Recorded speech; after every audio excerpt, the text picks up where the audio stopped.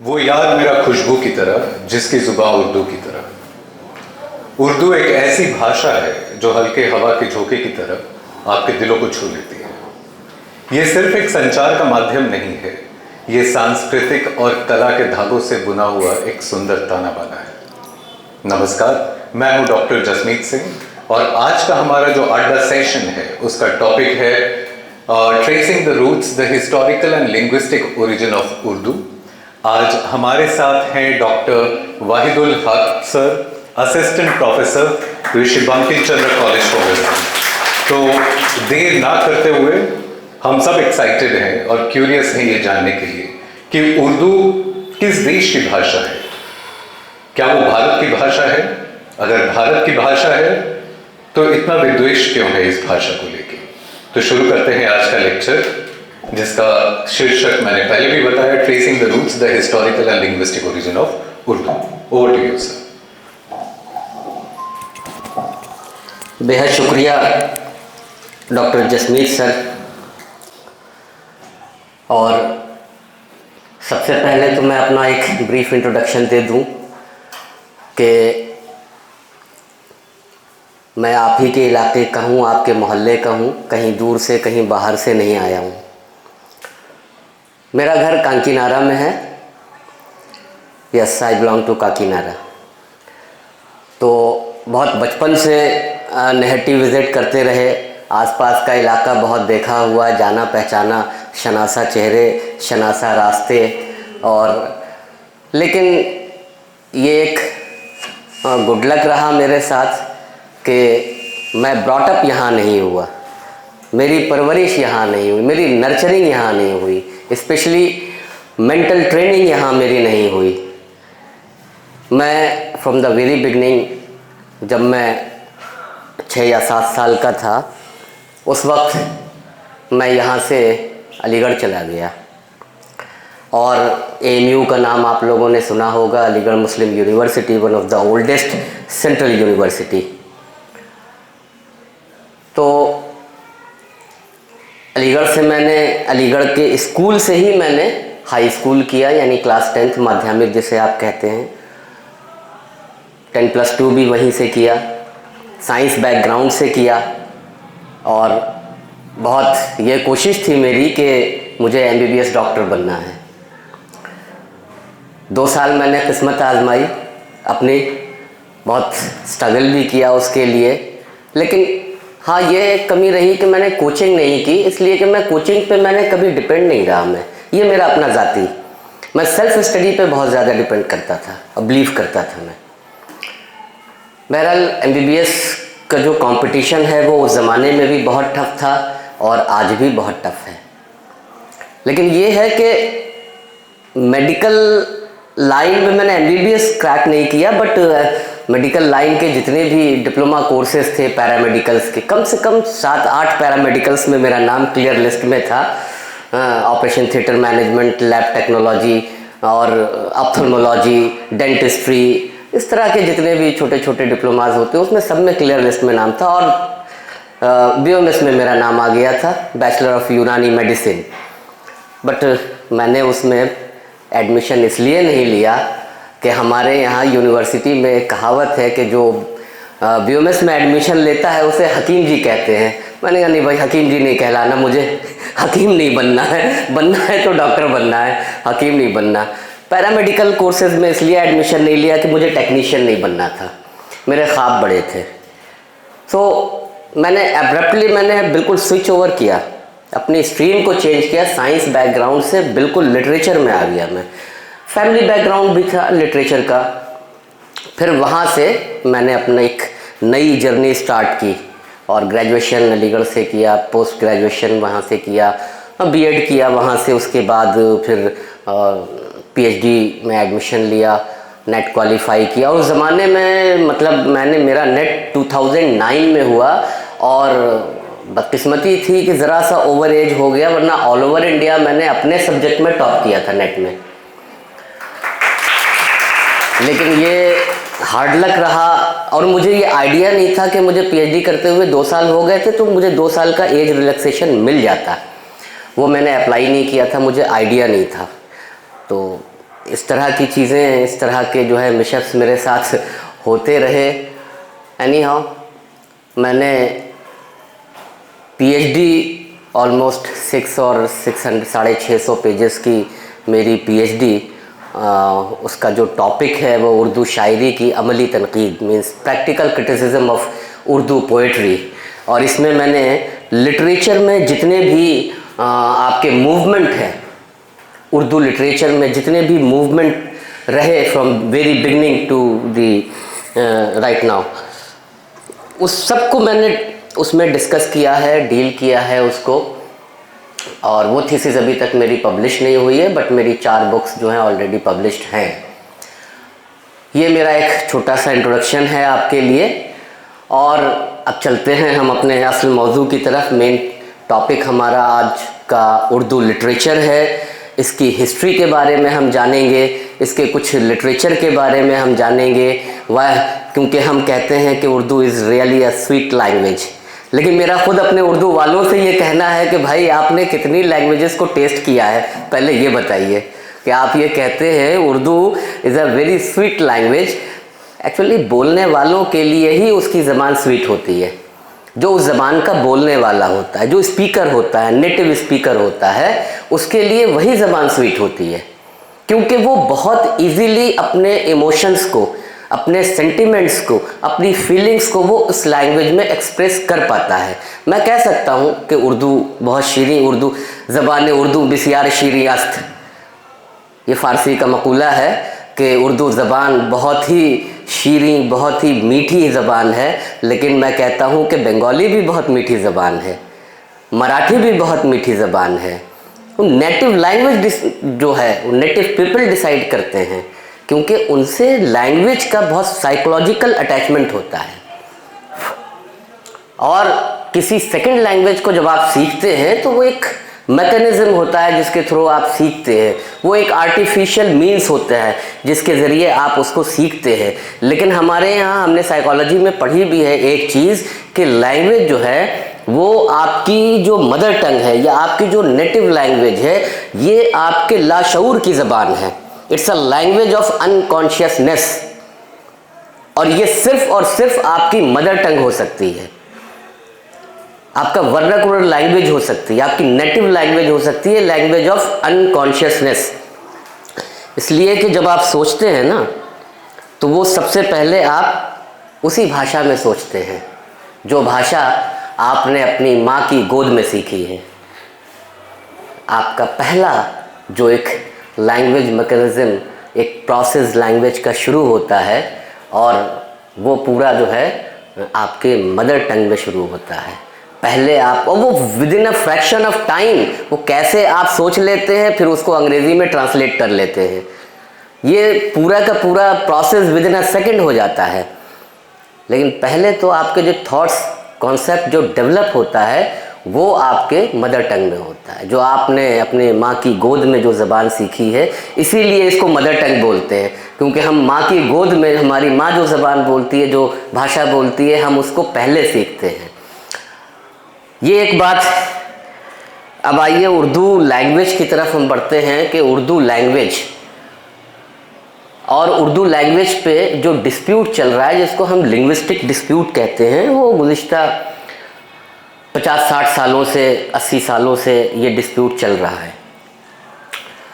उर्दू, क्या ये लफ्ज़ हमारे हिंदुस्तान का लफ्ज़ है? ये शब्द भारतीय शब्द है या कहीं से हमने बोरो किया है? तो ये अनडाउटेडली, इसमें कोई शक नहीं है कि उर्दू का लफ्ज़ हमने बोरो किया है। और ये टर्किश लफ्ज़ है, तुर्की भाषा का एक शब्द है, एक तुर्की ज़बान का एक लफ्ज़ है उर्दू। और ये बहुत ही वर्सेटाइल शब्द है। इसके अलग अलग मानी हैं। इसके मानी लश्कर के भी हैं, इसके मानी फ़ौज के भी हैं, इसके मानी शहर के भी हैं, इसके मानी बाज़ार के भी हैं, इसके मानी किला, फोर्ट, ये उसके मानी में भी इस्तेमाल होता है। तो उर्दू बुनियादी तौर पे किसी भाषा का नाम नहीं था। ये उर्दू के साथ यानी इस ज़बान के साथ अजीब ये विडंबना है, ये एक आयरनी है कि इस भाषा का नाम उर्दू पड़ गया। लेकिन एक्चुअली अगर मुझसे पूछा जाए तो इसका नाम उर्दू नहीं होना चाहिए था, नहीं होना चाहिए था। लेकिन ये भी है कि इस भाषा का नाम उर्दू होने से इस भाषा के साथ कोई ज्योग्राफिकल अटैचमेंट नहीं रहा। ये सिर्फ हिंदुस्तान और पाकिस्तान की ज़बान फिर नहीं रही, बांग्लादेश की ज़बान नहीं रही, इंग्लैंड की ज़बान नहीं रही, अमेरिका और ब्राज़ील और जर्मनी की ज़बान नहीं रही। ये पूरी दुनिया में कहीं भी बोली जा सकती है और इसको एक इंटरनेशनल लैंग्वेज आप एक्सेप्ट कर सकते हैं। लेकिन जब इसके हिस्टोरिकल बैकग्राउंड में हम जाएंगे तो हम देखेंगे कि Urdu is a purely Indic language, खालिस हिंदुस्तानी ज़बान है। इसने जन्म तो हिंदुस्तान में लिया, इससे किसी हिस्टोरियन को, किसी लिंग्विस्ट को इनकार नहीं है। ये भाषा पैदा हुई है हिंदुस्तान में, पली बढ़ी हिंदुस्तान में, जवान हुई हिंदुस्तान में। इसने अपनी फ़िक्र का दूध पिलाया, जैसे माँ दूध पिलाती है बच्चे को, इसी तरीके से मेंटल नॉरिशमेंट जो होता है इसने, उर्दू ने हमारे तमाम हिंदुस्तानियों की का जो नॉरिशमेंट है, लिंग्विस्टिक नॉरिशमेंट, ये उर्दू ने किया यहाँ रहकर। बहुत बड़ी, बहुत पुरानी बात नहीं है। हम आम तौर पे कहते हैं कि उर्दू का जन्म इस हिंदुस्तान में ऑलमोस्ट 1000 सदी 1000 AD से इसका जो है आगाज़ होता है, इसकी बिगनिंग बताई जाती है 1000 AD। ये वो ज़माना था जब, बल्कि उससे पहले भी अरब से बिज़नेस तो हमारे चलते थे, इंडिया के अरब आते थे और दूसरी कंट्रीज़ के भी लोग आते थे, फ़ारस और ईरान से भी लोग आते थे, यहाँ बिज़नेस करते थे, मसालों का बिज़नेस होता था और दूसरी चीज़ों का बिज़नेस, कपड़ों का बिज़नेस होता था। लेकिन उनका असर यहाँ की लैंग्वेज पे नहीं पड़ा। ये आपको भी मालूम है, 1526 में उसकी एक ज़िंदा मिसाल है कि केरला में चिरमन जामा मस्जिद जो है वो 526 ईस्वी में 526 AD में वो बनी चिरमन जामा मस्जिद। वो इस हिंदुस्तान की सबसे पहली मस्जिद है। वो दलील है इस बात की कि अरब से लोग यहाँ आया करते थे। केरल, मालाबार का जो पूरा इलाका है वो बहुत बड़ा साहिल, बहुत हिस्टोरिकल साहिल है। वहाँ पर जहाज़ लंगर डालते थे, उतरते थे लोग, कारोबार करते थे लोग। लेकिन उस दौरान लैंग्वेज अफेक्ट नहीं हुई। लैंग्वेज अफेक्ट होनी शुरू हुई 7th सेंचुरी के बाद। 7th सेंचुरी में जब अरब सिंध में आए, उसके बाद फिर 11th सेंचुरी में जब सिंध में आए और आने के बाद फिर हिंदुस्तान में उन्होंने फैलना शुरू किया। और मकसद क्या था? रूल करना। जब इस इंटेंशन से अरब, ईरान के लोग जब यहाँ आना, अफ़गानिस्तान से लोग जब आना यहाँ शुरू हुए कि साहब हमें अपने एम्पायर को बढ़ाना है, एनलार्ज करना है, जब ये इम्पेरियलिज्म का कॉन्सेप्ट आया उनके अंदर कि हमको रूल करना है और अपने एम्पायर का दायरा बढ़ाना है, तब वो बड़ी तादाद में आए, फ़ौज लेकर आए, लश्कर लेकर आए, जंगें हुई यहाँ और बहुत से इलाके उन्होंने जो है कॉन्क्वेर किए, जीते, फतह कर लिए। वहाँ पर हुकूमतें कायम हुई, अपने अपने वाइसरॉय को वहाँ अपॉइंट किया उन्होंने और वहाँ से जो है सारे फरमान जारी होते थे, सारे ऑर्डर्स निकलते थे। अब वो ऑर्डर्स किस लैंग्वेज में होते थे? यहाँ से शुरू होती है डेवलपमेंट ऑफ उर्दू और उर्दू की बिगनिंग और बर्थ ऑफ उर्दू की कहानी कि वो जो तुर्की थे वो तुर्क में अपने फरमान जारी करते थे, जो अरब थे वो अरबी में करते थे, जो फ़ारस वाले थे वो फ़ारसी में करते थे।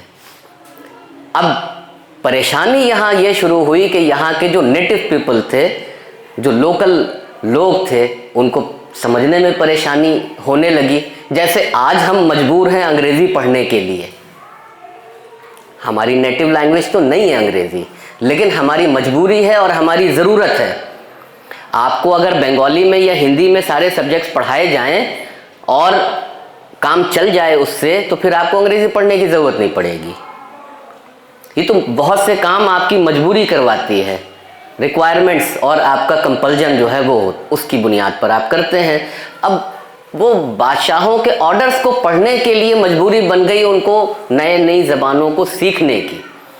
अब पता चला कि वो थोड़ी सी जो है तुर्क ज़बान उन्होंने सीखनी शुरू कर दी, थोड़ी फ़ारसी सीखनी शुरू कर दी, थोड़ी अरबी सीखनी शुरू कर दी। अब लैंग्वेज कोई भी हो, कहीं ना कहीं अगर आपने किसी भी भाषा का थोड़ा भी शब्द सीख लिया तो वो आपके व्यवहार में आ जाता है, आपके डेली रूटीन में वो आ जाता है वो चीज़ें। और फिर टर्मिनोलॉजीज़, सबसे उसके बगैर तो आपके कम्युनिकेशन सिस्टम काम ही नहीं करती। जो टर्म्स हम क्वाइन करते हैं, अब वो टर्म्स अगर अरबी से आ रहे हैं तो वो हम बंगला बोल रहे हैं अगर, लेकिन वो टर्म हम अरबी का ही यूज़ करेंगे, इसलिए कि उसका कोई अल्टरनेटिव नहीं है आपके पास। अगर फारसी का कोई टर्म है, बहुत से आज भी बंगाली लैंग्वेज में अरबी के बहुत शब्द आपको मिलेंगे। वो अरबी ने अफेक्ट किया यहाँ की बंगाली, क्योंकि यहाँ अरब और मुग़लों का शासन रहा, उससे पहले भी मुसलमानों का शासन रहा, उनके रिप्रेजेंटेटिव्स यहाँ काम करते थे, वो ऑर्डर्स आते थे। लैंडलॉर्ड का जो सारा सिस्टम है हमारे यहाँ, अब आप देखिए ना, उसमें जितनी भी टर्मिनोलॉजीज़ यूज़ होती है, ज़मीन के खतियान वगैरह जो लिखे जाते हैं, दाग नंबर, खतियान नंबर, ये सब क्या है टर्म, ये सब फ़ारसी के हैं। मौज़ा फ़ारसी का है, लेकिन बंगला में भी हम मौज़ा ही बोलते हैं। खतियान नंबर, खतियान फ़ारसी का शब्द है। तो ये ज़रूरत बन जाती है हमारी, और इसको बहुत मतलब नैरो माइंडेडली नहीं देखना चाहिए। हमको ये समझना चाहिए कि इससे हमारी लैंग्वेज का दायरा बढ़ रहा है, कैपेसिटी हमारी लैंग्वेज की बढ़ रही है। अगर हमारे पास कोई शब्द नहीं है, हम किसी दूसरे भाषा से अगर वो शब्द हम बोरो कर रहे हैं, तो इसमें कोई जो है एम्बैरेसमेंट की कोई बात नहीं है। ये लार्ज हार्टेडनेस का एक सबूत है कि हम फराख दिल हैं, हम कुशादा जहन हैं, हम खुल के सोचने वाले हैं। तो इस तरह से हुआ ये कि जब बादशाहों ने यहाँ इलाके को फतेह किया तो वो अपनी ज़बान में आपस में बातचीत करते थे। फिर अपने यहाँ दरबार में, महलों में यहाँ के लोकल लोगों को सर्वेंट भी रखा उन्होंने, ऑफिसर्स भी बनाया उन लोगों ने, फ़ौज में भी रखा उन लोगों ने। यहीं के लोगों को अपनी फ़ौज में रखते थे और यहीं के लोगों से लड़वाते थे। वो क्या था, एक बस हमको हुकूमत करनी है, अपना एम्पायर को जो है, अपने एम्पायर को बढ़ाना है, अपने राज्य का विस्तार करना है हमें। इंटेंशन ये था। तो जब बड़े ऑफिसर्स अपनी भाषा में बात करते थे तो कहीं ना कहीं उसका इम्पैक्ट हमारी लोकल भाषा पे पड़ता था। और दरबारों में काम करने वाले जितने दरबारी थे, कोर्ट लगते थे ना भाई, दरबार होते थे, कोर्ट लगते थे, वहाँ इश्यूज़ पर, डिस्प्यूट पर, प्रॉब्लम्स पर डिस्कशन होता था। तो फौज में भी कुछ अफ़गानिस्तान के फ़ौजी हैं, कुछ फ़ारस के हैं, कुछ अरबी बोलने वाले हैं, कुछ हिंदुस्तानी बोलने वाले हैं। ये लोग जब आपस में जब बातचीत करते थे तो वो कम्युनिकेशन गैप होता था। उस कम्युनिकेशन गैप को कम करने के लिए इन लोगों ने एक दूसरे की भाषा को सीखना शुरू किया। और ये नेचुरल प्रोसेस है कि किसी शब्द में इतनी ताकत, इंट्रिंसिक पावर इतनी ज़्यादा होती है कि वो अपने आप को एक्सेप्ट करवा लेता है वो शब्द। आप जितना भी रिजेक्ट करिए, उसके बगैर काम नहीं चलेगा। तो ऐसे कुछ शब्द जो है वो इतने एक्सेप्टेबल हुए कि वो अरबी के थे तो यहाँ के मराठी बोलने वालों ने भी एक्सेप्ट कर लिया, गुजराती बोलने वालों ने भी एक्सेप्ट कर लिया, हिंदी बोलने वालों ने भी एक्सेप्ट कर लिया कि नहीं भाई ये ठीक है। हमारे पास ये शब्द नहीं है। तो आदान प्रदान शब्दों के लेन देन से जो है एक नई भाषा डेवलप होने लगी, जिसको हम कहते हैं कंपोजिट कल्चर की जबान, लिंग्वा फ्रैंका जिसको हम कहते हैं। जसमीत सर बैठे हैं, बेहतर बताएंगे लिंग्वा फ्रैंका क्या होती है। ये वो भाषा होती है जो कम्युनिकेशन की भाषा होती है, जिसको आप भी समझते हैं और हम भी समझते हैं। आप बंगाली बोलते हैं, मैं मराठी बोलता हूँ, लेकिन हमारे पास एक ऐसी कॉमन लैंग्वेज है जिसको आप भी समझ सकते हैं, जिसको हम भी समझ सकते हैं। वो जब कॉमन लैंग्वेज डेवलप हुई तो एक दूसरे के शब्दों के आदान प्रदान से, लेन देन से धीरे धीरे एक नई भाषा डेवलप होने लगी हिंदुस्तान में। अब वो सब हुआ इसलिए क्योंकि कुछ हमारे देश में बाहर से लोग आए थे। अरब से आए, ईरान से आए, अफ़गानिस्तान से आए, तुर्की से आए। दोनों की जो लैंग्वेज फैमिली है वो बिल्कुल अलग है ना। तो एक बार में नहीं हुआ, सदियां गुजरी हैं इस पूरे प्रोसेस को, सेंचुरीज लगे इसको नई लैंग्वेज को डेवलप होने में, सेंचुरीज लगे। और इस कॉमन लैंग्वेज की सबसे ज़्यादा ज़रूरत थी फौज में, क्योंकि फौज में जितने भी सोल्जर्स थे वो मुल्क के कोने कोने से वो लाए जाते थे, हर जगह। तो वहाँ सबसे ज़्यादा ज़रूरत पड़ी उन लोगों, और कोर्ट में जो बादशाहों के जो दरबार होते थे, क्योंकि उसमें मुख्तलिफ इलाकों के रिप्रेजेंटेटिव्स वहाँ पहुँचते थे, तो उन लोगों को भी भाषा सीखने की ज़रूरत पड़ी। तो ऐसा ऑफिशियल भाषा, देखिए हमारे यहाँ मतलब अगर हम ये मान लें कि जो गुप्ता काल है उस ज़माने में अगर हम मान लेते हैं कि संस्कृत भाषा जो है वो कोर्ट की भाषा थी या ऑफिशियल लैंग्वेज थी, मान लेते हैं मराठावाड़ा में मराठा जो बोलते थे उनकी लैंग्वेज मराठी थी, उनके कोर्ट में मराठी बोली जाती थी। बंगाल में जो बादशाहत थी वहाँ बंगाली में काम होता था। तो हर राज्य के अपने अपनी अपनी ज़बान थी और उसमें वो ऑफिशियल काम होते थे। लेकिन जब सेंट्रल गवर्नमेंट बन गई, हिंदुस्तान तो बिखरा हुआ था ना भाई, हैं, छोटी बड़ी कितनी 564 या 65 रियासतें थीं पूरी। ये हिंदुस्तान बिखरा हुआ था, कोई कॉन्सेप्ट नहीं था, कंट्री का कोई कॉन्सेप्ट नहीं था। हर राज्य का अपना बादशाह होता था। छोटी बड़ी मतलब प्रिंसली स्टेट जो है, छोटे बड़े 556 के आसपास जो है प्रिंसली स्टेट थे। सबके अपने एम्बलम अलग थे, सबके झंडे अलग थे। इसीलिए तो बाहर वाले कब्जा करने में कामयाब हुए। अगर हम पहले एक होते तो जो फॉरेनर्स आए, जो इन्वेडर्स आए, उनकी हिम्मत नहीं होती। हम डट के मुकाबला करते, मिल के मुकाबला करते, लेकिन हम आपस में बटे हुए थे, लैंग्वेज के नाम पे बटे हुए थे, धर्म के नाम पे बटे हुए थे, सेक्ट के नाम पे बटे हुए थे। विष्णुवाइट अलग थे, हैं, शिवाइट्स अलग थे। शिव की पूजा करने वाले वो अपने आप को जो है विष्णु की पूजा करने वाले अपने आप को अलग मानते थे, है ना। विचारधारा है। तो एक ये हुआ कि जब बाहर से इन्वेडर्स आए, उन्होंने हमारी कमजोरी का फायदा उठाया, क्योंकि हम बटे हुए थे। दूसरी वजह कि एक राज्य छोटा है, उसको अपने एम्पायर को बड़ा करना है, तो वो बाहर से फौजें हायर करते थे। यानी आज हमको अगर हावड़ा स्टेशन जाना है तो गाड़ी हायर करनी पड़ेगी, 2000 रुपये लेगा गाड़ी वाला, 2500 लेगा, हावड़ा पहुंचा देगा, हमारा काम हो जाएगा। तो कुछ उस जमाने में जंगजू वॉरियर्स हुआ करते थे, उनकी पूरी फौज होती थी, लश्कर आर्मी होती थी, वो यही काम करती थी। टोकन मनी लेती थी, आपसे पैसे लेती थी और आपके लिए वो लड़ती थी। तो हमारे यहाँ के बादशाहों से भी गलतियाँ हुई हैं।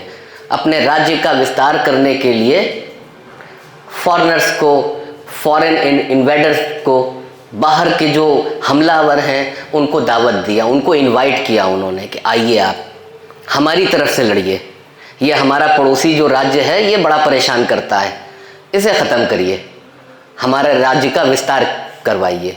वो आते थे, उनके लिए जंग करते थे, उनका एरिया बढ़ता था, ये चलता रहता था। ये सब कमियां थी हमारी और ये रियलिटी है, इसको ये फैक्ट है, हिस्टोरिकल बुक्स में मौजूद हैं, आप देख सकते हैं, पढ़ सकते हैं आप।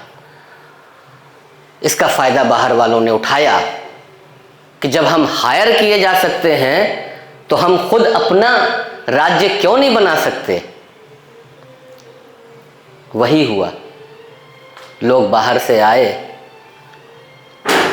मोहम्मद कासिम पहला अरब था जो अपनी फ़ौजें लेकर हिंदुस्तान पर उसने चढ़ाई की, हमला किया, सिंध का इलाका फतेह किया उसने। दिल्ली पर महमूद गजनवी ने 16 हमले किए,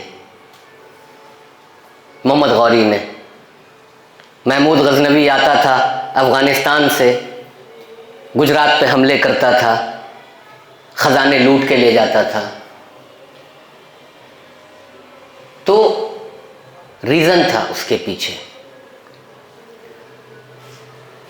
गजनवी उधर जंग लड़ रहा था ईरान से, उसको फाइनेंस की ज़रूरत थी, उसको पता था कि हिंदुस्तान में फाइनेंस बहुत है, उसको कब्ज़ा नहीं करना था हिंदुस्तान पे। हिंदुस्तान को सोने की चिड़िया ऐसे ही नहीं कहा जाता था, उसको तो फाइनेंस चाहिए था। आता था, मुख्तलिफ़ शहरों पे हमले करता था, ख़जाना लूटता था, चला जाता था, क्योंकि वो उधर ईरान से हमला चल रहा था, उसकी जंग चल रही थी, वो उधर इन्वेस्ट कर रहा था। ये धीरे धीरे प्रोसेस, जैसे मैं बता रहा हूँ कि अरब और ईरान का और अफ़गानियों का जो हिंदुस्तान में आना और जाना शुरू हुआ, तो लैंग्वेज बहुत ज़्यादा अफेक्ट होती है इससे। फिर बाकायदा दिल्ली पर एक सेंट्रल गवर्नमेंट बनती है दिल्ली में। Qutubuddin Aibak, slave dynasty start होती है। मोहम्मद गौरी का वो वाइस रॉय था, शहाबुद्दीन मोहम्मद गौरी, जो एक अफ़गानी था। दिल्ली तो फतेह कर लिया उसने, लेकिन वो यहाँ रह नहीं सकता था। जैसे ब्रिटिशर्स ने किया, अपना एक वाइस रॉय यहाँ अपॉइंट कर दिया, लेकिन मेन कोर्ट, उनका मेन दरबार तो ब्रिटेन में है, इंग्लैंड में है। वो यहाँ से रिपोर्ट करता रहता था। इसी तरह से कुतुबुद्दीन ऐबक को, जो एक स्लेव था मोहम्मद गौरी का, उसने अपॉइंट कर दिया और चला गया। कुतुबुद्दीन ऐबक ने फिर उसके अपने बादशाह के अगेंस्ट जाकर के उसने खुद मुख्तारी का दावा ठोक दिया और खुद फुल फ्लेज यहाँ का बादशाह बन गया।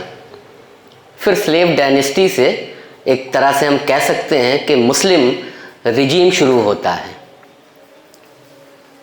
सैयद आए, लोधी आए, बहुत सी डायनेस्टीज़ आईं, लास्ट मुग़ल थे। तो इन जो 700 साल, 700 ईयर्स मुसलमानों ने जो यहाँ हुकूमतें की, ये वो है जो दिल्ली सल्तनत की बात हो रही है।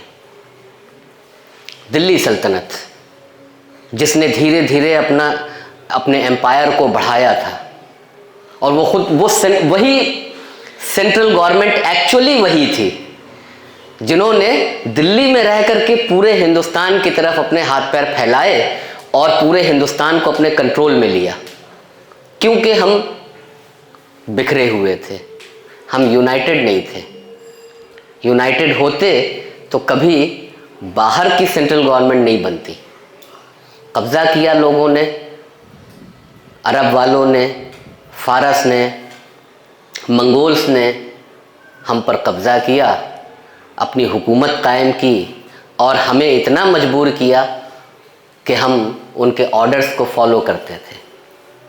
उनके पास बड़ी फ़ौजें थी, जो छोटी छोटी 556 रियासतें जो थी, स्टेट्स, प्रिंसली स्टेट्स जो छोटे छोटे थे, आर्मी उनकी बहुत कम थी, इसलिए वो डरते थे।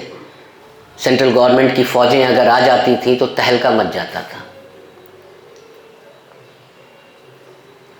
फिर लैंग्वेज पे कैसे इसका असर कायम हुआ कि मैंने बताया कि अलग अलग जगह से इन्होंने फ़ौजियों को हायर करना शुरू किया।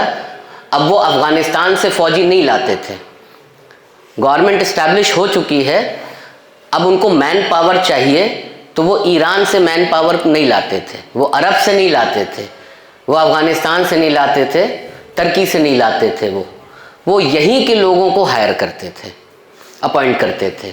किसी को अपना फ़ौजी बनाते थे, किसी को क्लर्कशिप देते थे, किसी को सर्वे करने के लिए देते थे। ऑफिसर्स से लेकर के और क्लर्क और चपरासी तक जितने भी अपॉइंटमेंट्स होते थे वो मैन पावर यहीं के होते थे, यहीं के लोग होते थे। अब होता ये है कि अगर आप, एक छोटी सी मिसाल दे रहा हूँ मैं, आप JNU में जाएँ पढ़ने के लिए, जवाहरलाल नेहरू विश्वविद्यालय जो दिल्ली में है, सेंट्रल यूनिवर्सिटी है, अलीगढ़ जाएँ, BHU चले जाएँ, बनारस हिंदू यूनिवर्सिटी चले जाएँ आप, ये सब बहुत फेमस पुरानी यूनिवर्सिटीज़ हैं, सेंट्रल यूनिवर्सिटीज़ हैं। तो आप वहाँ जब जाएंगे तो वहाँ का एटमॉस्फेयर देखेंगे तो आपको जो है, आपका साइड रूम पार्टनर जो है वो आपको मिलेगा केरला का, आप हैं बंगाल के, आप मेडिकल कर रहे हैं, आपका साइड रूम पार्टनर इंजीनियरिंग कर रहा है। तो मकसद क्या है? एजुकेशन। एक मिसाल दे रहा हूँ मैं, एक एग्जाम्पल दे रहा हूँ कि कैसे लोग मुख्तलिफ जगहों से निकल कर आते हैं और एक जगह जमा हो जाते हैं। तो हम तो पढ़ने के नियत से गए, जैसे हमारे यहाँ अलीगढ़ में मैं था, थाईलैंड से स्टूडेंट्स हैं, सूडान से स्टूडेंट्स हैं, हैदराबाद से हैं, कानपुर से हैं, लखनऊ से हैं, बिहार से हैं, गुजरात से हैं, महाराष्ट्र से हैं। अब जाहिर सी बात है कि इतने अलग अलग जगह के लोग हैं। अब जब आप उनसे बातचीत करेंगे, जब आप उनसे कन्वर्सेशन करेंगे तो उनका एक्सेंट, आपका एक्सेंट, उनके शब्द, आपके शब्द टकराएंगे। वो कुछ अलग शब्द बोलेंगे कम्युनिकेट करने के लिए, आप कुछ अलग शब्द बोलेंगे कम्युनिकेट करने के लिए। तो ये शब्दों का जो आदान प्रदान होता है ना, फिर इससे एक नई ज़बान का जन्म होता है, एक नई भाषा जन्म लेती है। इसी को हम कम्युनिकेशन की ज़बान, कंपोजिट लैंग्वेज, लैंग्वा फ्रेंका, इसी को हम कहते हैं। फिर वो मदर टंग नहीं रह जाती, फिर वो आपकी एक ऑफिशियल लैंग्वेज बन जाती है। इसमें आपको जो है ऑफिशियल काम करना है। तो दरबार की जो ज़बान थी वो, मतलब सॉरी, जो आपस में जो फौजी एक दूसरी जगह से आए, दूर दराज से आए, दरबार से जुड़े, वो अलग अलग इलाकों के थे, अलग अलग भाषी थे, वो सब जब आपस में मिलने लगे तो उससे जो है एक नई तरह की लैंग्वेज पैदा हुई। और चूंकि सेंट्रल गवर्नमेंट शुरू से नॉर्थ इंडिया में रही हमेशा से, इसलिए वहाँ की जो लैंग्वेज, लोकल लैंग्वेज थी, इसका असर, यानी बाहर से आने वाले जो हमलावर थे, इन्वेडर्स थे, उनकी भाषा का असर वहाँ की लोकल लैंग्वेज पर पड़ना शुरू हुआ। बाज़ार में जाते थे कुछ ख़रीदने के लिए, अब वो किस भाषा में बात करेगा?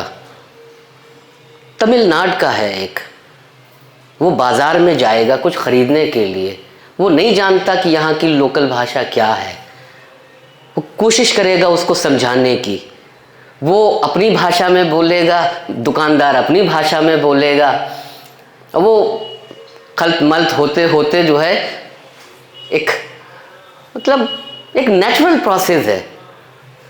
इसको हम कहते हैं लैंग्वेज में, एक जरा बियोलॉजी में एक टर्म है ऑर्गेनिक डेवलपमेंट। लैंग्वेज बिल्कुल ऑर्गेनिक डेवलपमेंट है और ये कंटिन्यू एक कांस्टेंट प्रोसेस है, एब्रप्टली कुछ चेंज नहीं होता, नेचुरल डेवलपमेंट है ये। ऑर्गेनिक है मीन्स नेचुरल है। तो एक ऐसी भाषा का जन्म हुआ नॉर्थ इंडिया में जिसे कोई नाम नहीं दिया गया था, उसका कोई नाम नहीं था, बस लोग जब इधर उधर के आपस में मिलते थे तो वो उसी भाषा में बात करना शुरू कर देते थे, कोई उसका नाम नहीं था। जैसे मैं बताऊं आपको कि संस्कृत ज़बान, बहुत ऑथेंटिक बात बता रहा हूं मैं आपको कि संस्कृत ज़बान पूरे 1000 साल तक, 1000 ईयर्स तक बोली जाती रही, पढ़ी जाती रही, समझी जाती रही, लेकिन इस भाषा का नाम, इस ज़बान का नाम संस्कृत नहीं था, बस भाषा है। संस्कृत इसका नाम बहुत बाद में पड़ा। आर्यंस जो अपने साथ लिटरेचर लेकर आए थे, वैदिक लिटरेचर, इसीलिए उस एरा की ज़बान को, भाषा को हम वैदिक भाषा कहते हैं, संस्कृत नहीं कहते, वैदिक भाषा कहते हैं। और वैदिक भाषा के साथ आपको अच्छी तरह से पता है कि कितना डिस्क्रिमिनेशन था, कि एक कास्ट सिस्टम था, कि उस भाषा को पढ़ने की इजाज़त हर किसी को नहीं थी, हर कोई उसको नहीं पढ़ सकता था।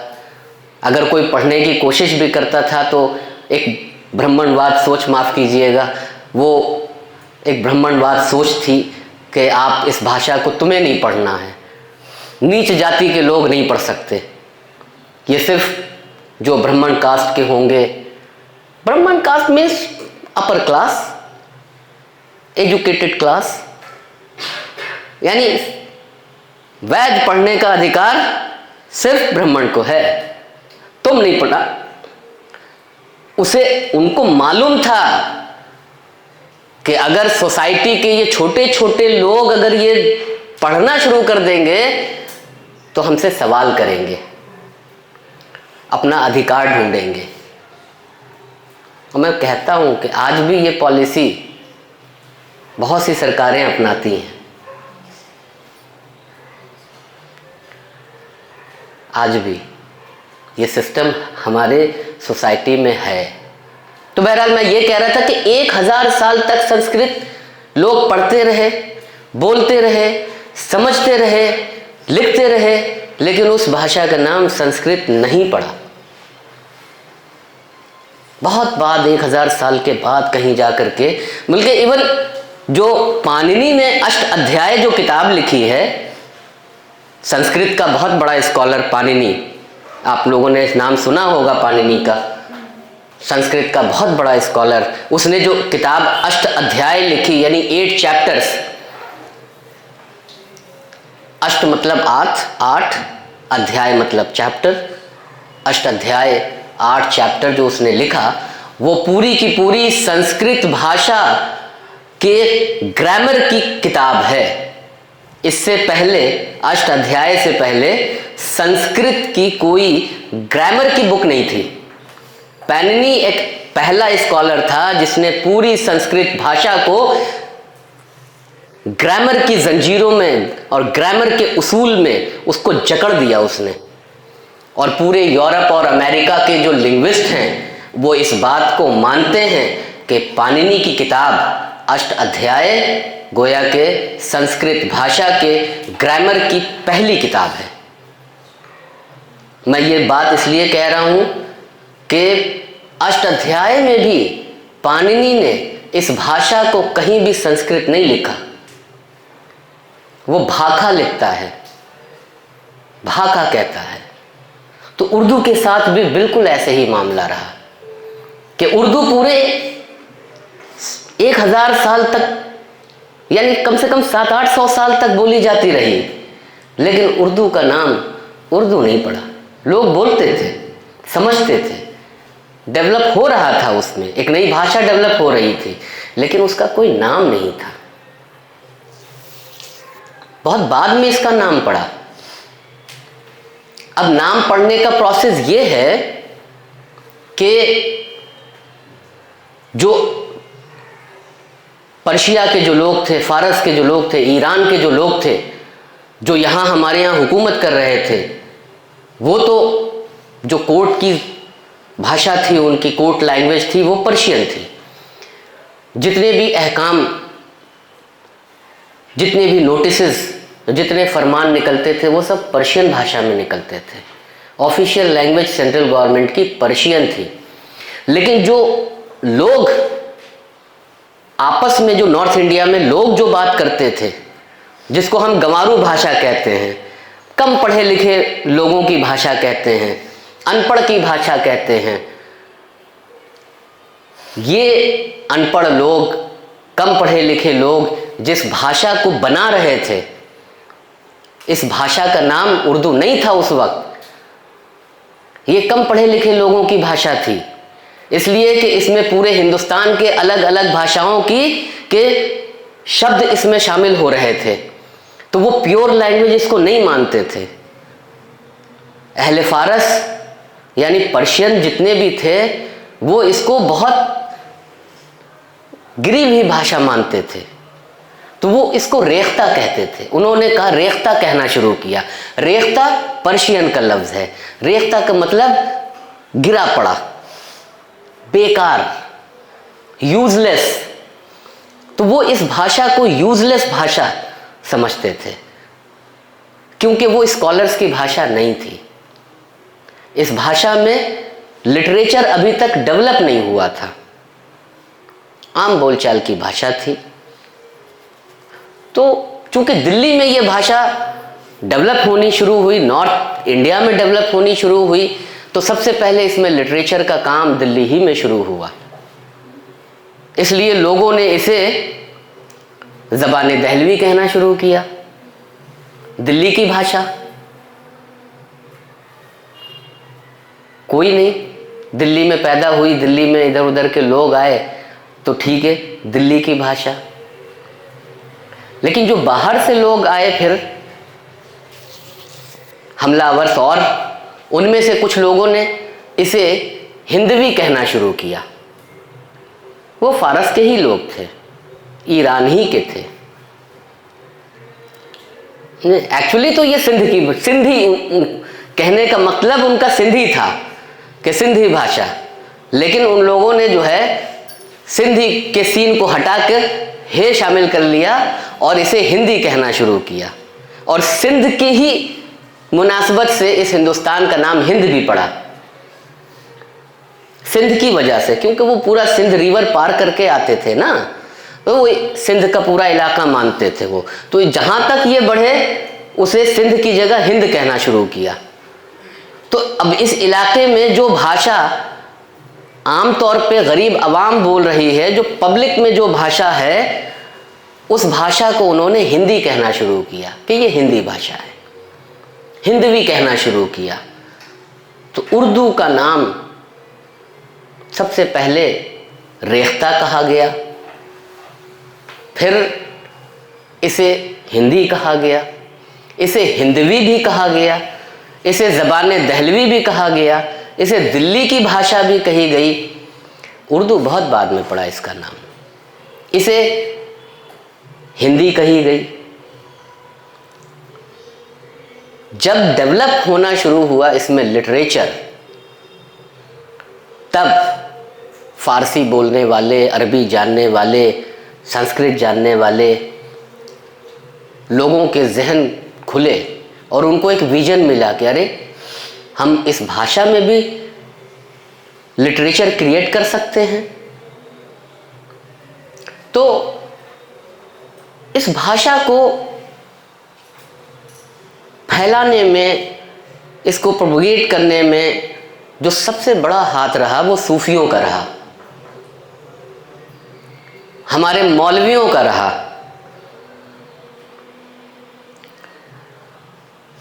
चर्चेज में ये जो चर्चेज़ हैं अंग्रेज़ों के, जो यहाँ आने के बाद, उनके आने के बाद चर्चेज़ जो बने, चर्चेज़ में ये भाषा बोली जाने लगी। इसलिए क्योंकि जो प्रीचिंग का काम होता है, जो तबलीग का काम होता है, उसमें एक ऐसे भाषा की ज़रूरत होती है जो बहुत ज़्यादा स्कॉलरली ना हो, बहुत मुश्किल भाषा ना हो, एकदम आसान भाषा हो, यानी जर्नलिज्म की भाषा हो, जिसे पढ़ा लिखा आदमी भी समझ ले और अनपढ़ भी समझ ले। ऐसी भाषा यही थी हिंदी और हिंदुस्तानी, यही भाषा थी। इसलिए मौलवियों ने जब इस्लाम धर्म का प्रचार करना शुरू किया, सूफियों ने जब इस्लाम धर्म का प्रचार करना शुरू किया, तो फ़ारसी ज़बान का इस्तेमाल नहीं किया, अरबी का इस्तेमाल नहीं किया। दो कि वो जानते थे, बहुत अच्छी फ़ारसी जानते थे, बहुत अच्छी अरबी जानते थे, लेकिन कितने लोग उसको समझ पाएंगे। हुकूमत की जो पॉलिसी है उसकी वजह से ये भाषा दिल्ली से निकलकर हैदराबाद और तमिलनाडु तक तो पहुंच गई, क्योंकि वहां भी सेंट्रल गवर्नमेंट के एम्प्लॉयज हैं, समझे, वहां तक ये भाषा पहुंच चुकी है, तो वहां पे एक कॉमन भाषा है। अब जब सूफी संत पहुंच रहे हैं और इस्लाम का प्रचार कर रहे हैं, तो वो अरबी में नहीं बोल रहे हैं, फारसी में नहीं बोल रहे हैं, वो इसी हिंदी भाषा में बात कर रहे हैं, इसी हिंदवी में बात कर रहे हैं। यानी जिसको हम गिरी पड़ी और यूजलेस लैंग्वेज हम जिसको समझते हैं, जिसको अवाम की ज़बान और बहुत अच्छी टर्मिनोलॉजी में अगर मैं बात करूं तो यही है वो लिंग्वा फ्रैंका। तो आज से सदियों पहले उर्दू जो थी हमारी, वो पूरे हिंदुस्तान की लिंग्वा फ्रैंका थी, जो सेंट्रल गवर्नमेंट को हिंदुस्तान भर के छोटे छोटे राज्यों से जोड़ती थी।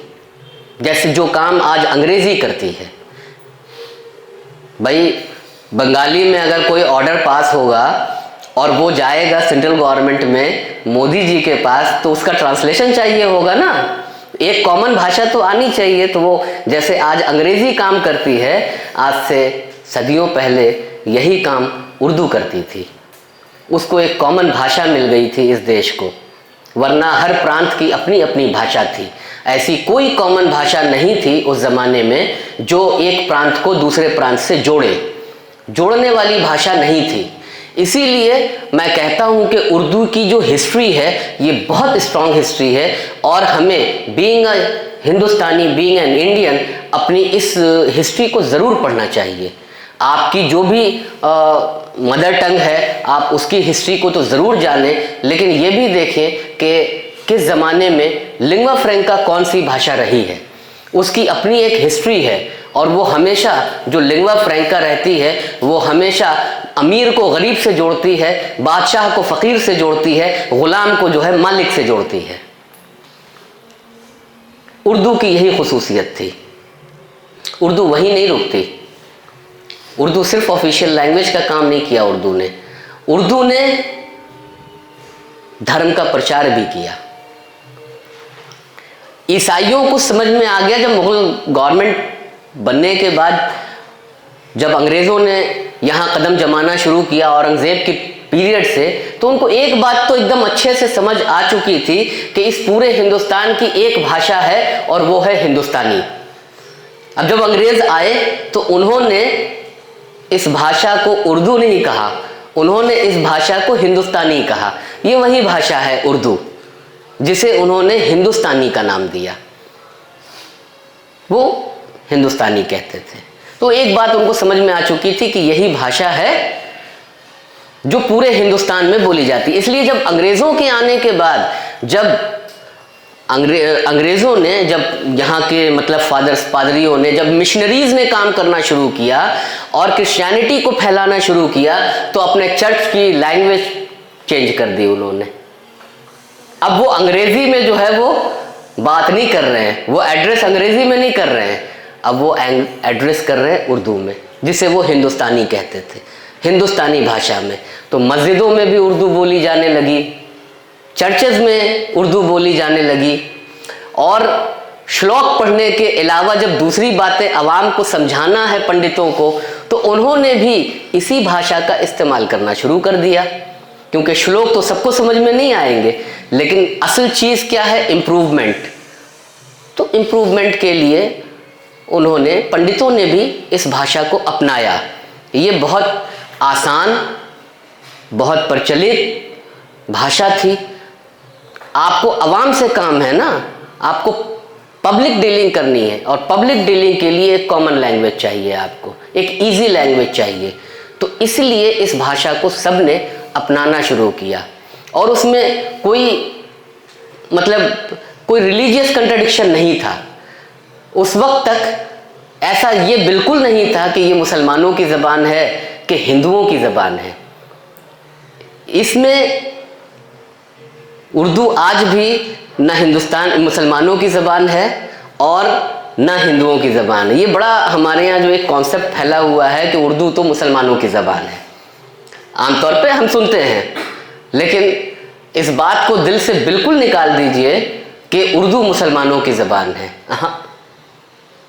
अगर हिंदू नहीं होता तो उर्दू कभी जन्म नहीं लेती। दोनों का 50-50% शेयर है। इस ज़बान को जो हमने पैदा किया है ना, वो हमने मिल के पैदा किया है, मुसलमानों ने अकेले ने पैदा नहीं किया। अब मैं आऊँगा उधर के कैसे, उसका मैकेनिज्म क्या था। तो ये उर्दू मुसलमानों की ज़बान नहीं है। भाई कितने मुसलमान इस हिंदुस्तान में हैं जो उर्दू नहीं बोलते? कितने बंगाली मुसलमान हैं, उर्दू नहीं जानते? बंगाली जानते हैं, वो बंगला बोलते हैं, उनकी मदर लैंग्वेज बंगाली है। महाराष्ट्र के कितने मुसलमान हैं जो उर्दू नहीं जानते, मराठी बोलते हैं। तो ये एक पॉलिटिकल स्टैंड है, आप इसको बिल्कुल अपने दिल से, अपने जहन से निकाल दीजिए कि उर्दू मुसलमानों की ज़बान है। बिल्कुल नहीं, बिल्कुल नहीं, बिल्कुल नहीं। उर्दू हिंदू और मुसलमान दोनों की ज़बान है, और इस भाषा को हमने दोनों ने मिलकर हमने पैदा किया है। इस भाषा में हमारा कल्चर भी है और मुसलमानों का कल्चर भी है। इस भाषा में हिंदू कल्चर के एलिमेंट्स भी हैं, मुस्लिम कल्चर के एलिमेंट्स भी हैं। इसीलिए हम इसको जो है कंपोजिट कल्चर की लैंग्वेज कहते हैं, language of composite culture. Ganga जमनी तहजीब अगर आपको देखनी है तो आप उर्दू सीख लीजिए, आप उर्दू पढ़ना शुरू कर दीजिए। थोड़ी बहुत उर्दू अगर आपने सीख ली, आपका नज़रिया बदल जाएगा, आपके व्यूज़ बदल जाएंगे, आपका पर्सपेक्टिव बदल जाएगा, इस हिंदुस्तान को देखने का नज़रिया बदल जाएगा आपका। बहुत खूबसूरत मुल्क है हमारा, बहुत खूबसूरत लोग रहते हैं, और हम एक दूसरे से आदान प्रदान करते हैं। अगर ऐसा नहीं करेंगे तो हम इस हिंदुस्तान में रह नहीं पाएंगे। हम जिस जानमाज पे नमाज पढ़ते हैं, उस जानमाज को बुनने वाला बनारस का एक हिंदू कारीगर है, हम उस पे नमाज पढ़ते हैं। हमारी बहू बेटियां जो कंगन पहनती हैं, चूड़ियां पहनती हैं, उसको बनाने वाला एक मुसलमान है। लेकिन आपका सुहाग, आपके सुहाग की निशानी वो चूड़ियां हैं, और उसको बनाने वाला कारीगर मुसलमान है। आप कैसे नज़रअंदाज कर सकते हैं इस चीज़ को? आप नहीं कर सकते। जो अनाज पैदा कर रहा है हिंदू, उसे मुसलमान भी खा रहा है, हिंदू भी खा रहा है। जो चावल मुसलमान पैदा कर रहा है उसे हिंदू भी खा रहा है, मुसलमान भी खा रहा है। फ़र्क क्या है? हमने एक दूसरे से सीखा है, एक दूसरे को सिखाया है, लड़खड़ाते हुए कदमों को हमने संभाला है। हम एक दूसरे के लिए बेस्ट सपोर्टिव हैं। ये भाषा हमारी, हम दोनों के योगदान से पैदा हुई। हम दोनों के, हिंदू और मुसलमान और दूसरे कल्चर के मोहब्बत की निशानी है ये सिंबल है हमारी मोहब्बत का, कि हमने आपसी मेल जोल से एक ऐसी भाषा हमने तैयार की जिससे हम अपने जज्बात को, अपनी फीलिंग्स को, अपने सेंटिमेंट्स को, अपने एक्सपीरियंसेस को जो हम शेयर करते हैं, इसी भाषा में हमने शेयर करना शुरू किया। बहरहाल उर्दू अलग अलग दौर में अलग अलग इलाकों में अलग अलग नामों से पहचानी गई और पुकारी गई। गोया इसे अंग्रेज़ों ने हिंदुस्तानी कहा, उससे पहले फारसी वालों ने इसे रेख्ता कहा, कुछ जो दिल्ली वाले थे अदीबों ने इसे दहलवी कहना शुरू किया, ज़बान दहली कहना शुरू किया। जब यही ज़बान मोहम्मद शाह तुगलक के ज़माने में जब वो पूरी दिल्ली की सल्तनत वो उठा करके जो है ले गया देवगिरी साउथ इंडिया में, मोहम्मद बिन तुगलक जिसे पागल बादशाह कहा जाता है, तो कहा जाता है कि उसने पूरी दिल्ली खाली कर दी थी। दिल्ली के जितने भी ऑफिसर्स थे और जितने भी दरबारी थे, जितने फौजी थे, सबको उठाकर ले गया वो देवगिरी। वहां जाकर के अपनी नई कैपिटल उसने बनाई। उसके बाद क्या सरफिरा आदमी था, फिर उसने दिल्ली से देवगिरी से अब तो उसको तुगलकाबाद कहते हैं, उसको शिफ्ट करके फिर दिल्ली चला गया। लेकिन हुआ ये कि दिल्ली से जो सूफी संत वहां पहुंचे साउथ इंडिया में, वो वहीं रह गए, फिर वो नहीं आए। और उन्होंने इस्लाम धर्म का प्रचार जो करना शुरू किया इसी ज़बान में करना शुरू किया, और इस ज़बान का असर साउथ इंडिया की ज़बानों का जो एलिमेंट्स थे वो इस ज़बान में शामिल होने लगे। तो चूंकि साउथ इंडिया की जो लैंग्वेजेस है वो हम जानते हैं कि वो Dravidian languages group of language से बिलोंग करते हैं, वहाँ के सारी लैंग्वेजेस।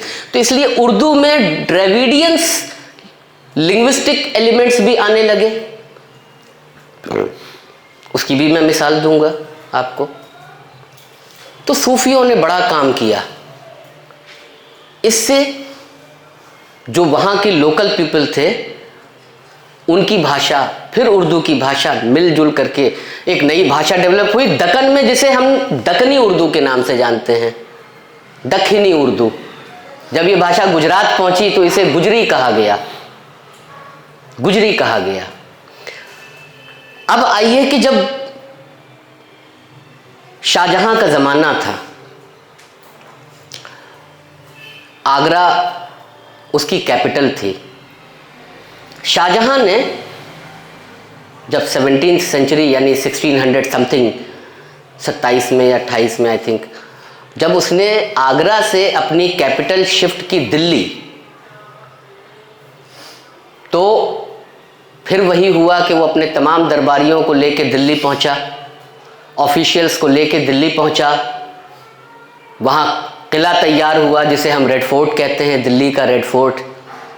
उसके सामने जामे मस्जिद है, आप देख रहे हैं। वो सारे लोगों को लेकर वहाँ लाल किले में वो दाखिल हुआ। अब बाज़ हिस्टोरियंस ये कहते हैं कि जब वहाँ पर फौजी, क्योंकि वो जो दिल्ली का जो फोर्ट है वो रेसिडेंशियल फोर्ट नहीं है, रेसिडेंशियल फोर्ट एक्चुअली आगरे का है। वो आर्मी एक तरह का हम कह सकते हैं, वो आर्मी वालों के लिए बनाया गया था, फौजी रहें जहाँ।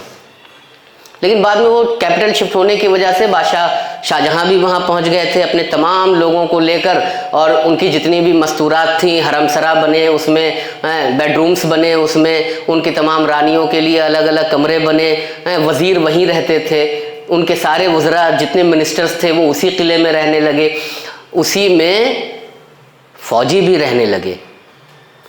उसमें एक बाज़ार लगता था अंदर, जिसको कहते हैं मीना बाज़ार।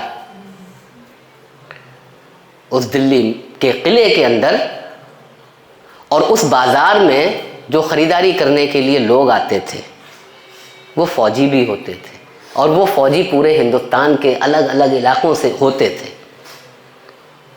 वो सब उसी भाषा में बात करते थे जिसको मैं उर्दू कह रहा हूँ, एक कॉमन लैंग्वेज। इसलिए उस किले में और किले के बाज़ार में बोली जाने वाली ज़बान को अलग नाम दिया गया। उसे कहा गया ज़बाने उर्दूए मुअल्लाए शाहजहानाबाद। ज़बाने, अब देखिए उर्दू का नाम कैसे उर्दू पड़ा, अब उस प्रोसेस में हैं हम। उसको कहा गया कि जब शिफ्ट हो गए लोग सारे, दिल्ली पहुंच गए, किले में रहने लगे, बाजार लग गया, लोग एक दूसरे से जो है इंटरेक्ट करने लगे और वहाँ जो कॉमन लैंग्वेज बोली जाने लगी, उस ज़बान को कहा गया ज़बान उर्दूए मुअल्लाए शाहजहानाबाद। शाहजहानाबाद किसको कहा गया?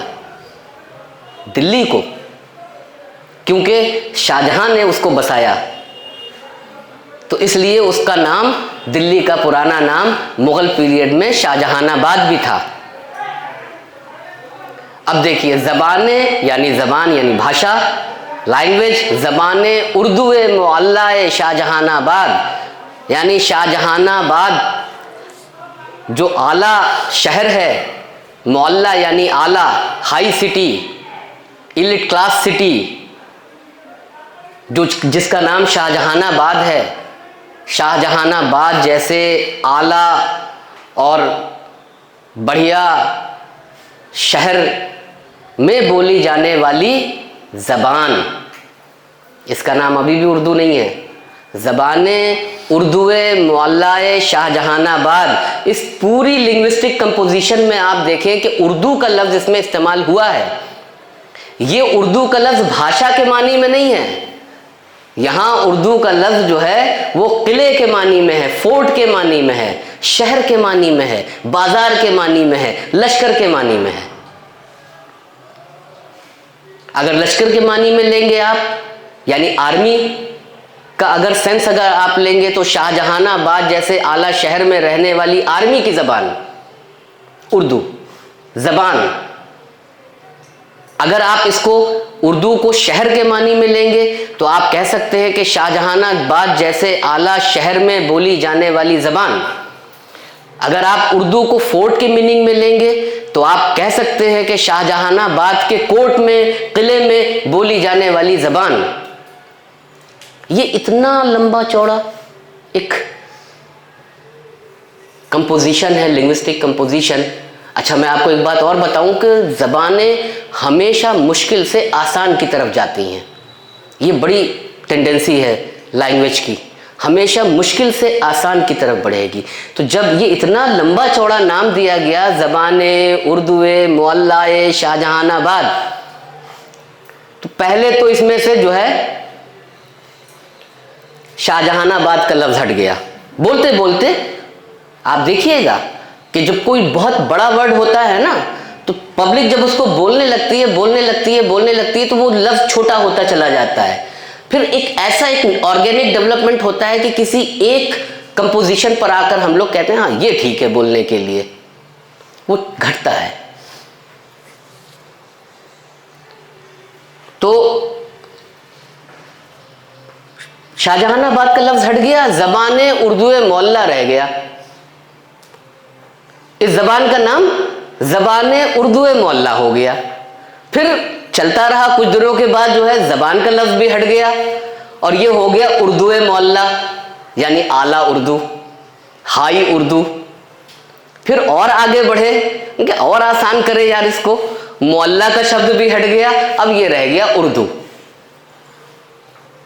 अब इतना लंबा नाम था, ज़बाने उर्दूए मुअल्लाए शाहजहानाबाद, रिडक्शन होता गया ये सब, लेकिन हुआ बहुत लंबे प्रोसेस। अब ये एक शब्द रह गया उर्दू। अब उर्दू से मुराद अब हो गई ये भाषा। पहले उर्दू का सिर्फ उर्दू मीन्स भाषा नहीं थी, वो पूरा लंबा चौड़ा जो कंपोजिशन था उससे उसका सेंस था, यानी भाषा यानी ज़बान। ज़बाने उर्दूए मुअल्लाए शाहजहानाबाद, और उर्दू का मीनिंग बता चुका हूं मैं, आर्मी है, बाजार है, शहर है, किला है। बहुत बाद में इसने, उर्दू शब्द ने लैंग्वेज का मीनिंग अपने अंदर डेवलप किया।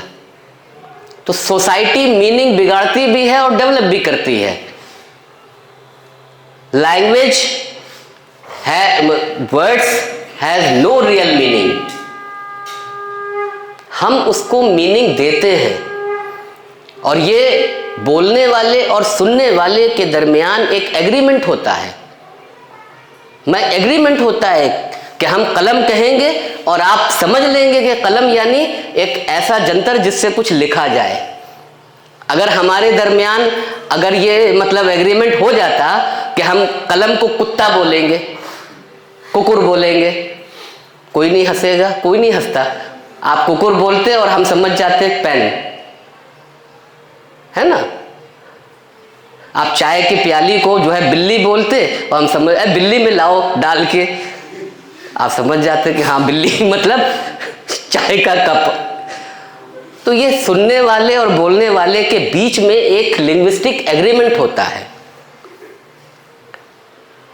हाँ सही बोल रहा हूं भाई, ये हमारा और आपका एक एग्रीमेंट है कि हम ये बोलेंगे और आप ये समझ लेंगे। ये नाम हमने दिया, ये शब्द हमने बनाए, इसको मीनिंग हमने दिया है। यही वजह है ना कि बहुत सालों पहले कोई शब्द है, उसको किसी और सेंस में लोग यूज करते थे। उसके बाद जब मॉडर्न एरा में हमको शब्दों की कमी हुई, पुराना लिटरेचर खंगाला हमने, वहाँ से कुछ मिलता जुलता कोई शब्द ले आए हम और उसको नए मानी देकर नए सेंस में हम उसको यूज़ करने लगे। तो शब्द जो है अपने मानी अकॉर्डिंग टू टाइम और according to place, according to situation मानी बदलते भी हैं। यही हुआ उर्दू के साथ। उर्दू का मतलब, उर्दू की मीनिंग शहर था, आर्मी थी, किला था, बाज़ार था, लेकिन यूजेज ने, टाइम ने, स्पेस ने उसकी मीनिंग को चेंज कर दिया और ज़बाने उर्दूए मोहल्लाए शाहजहानाबाद घटते घटते घटते घटते एक उर्दू पे शब्द आके रुक गया। और ये हमारा एग्रीमेंट हो गया कि हम उर्दू बोलेंगे और आप समझेंगे भाषा।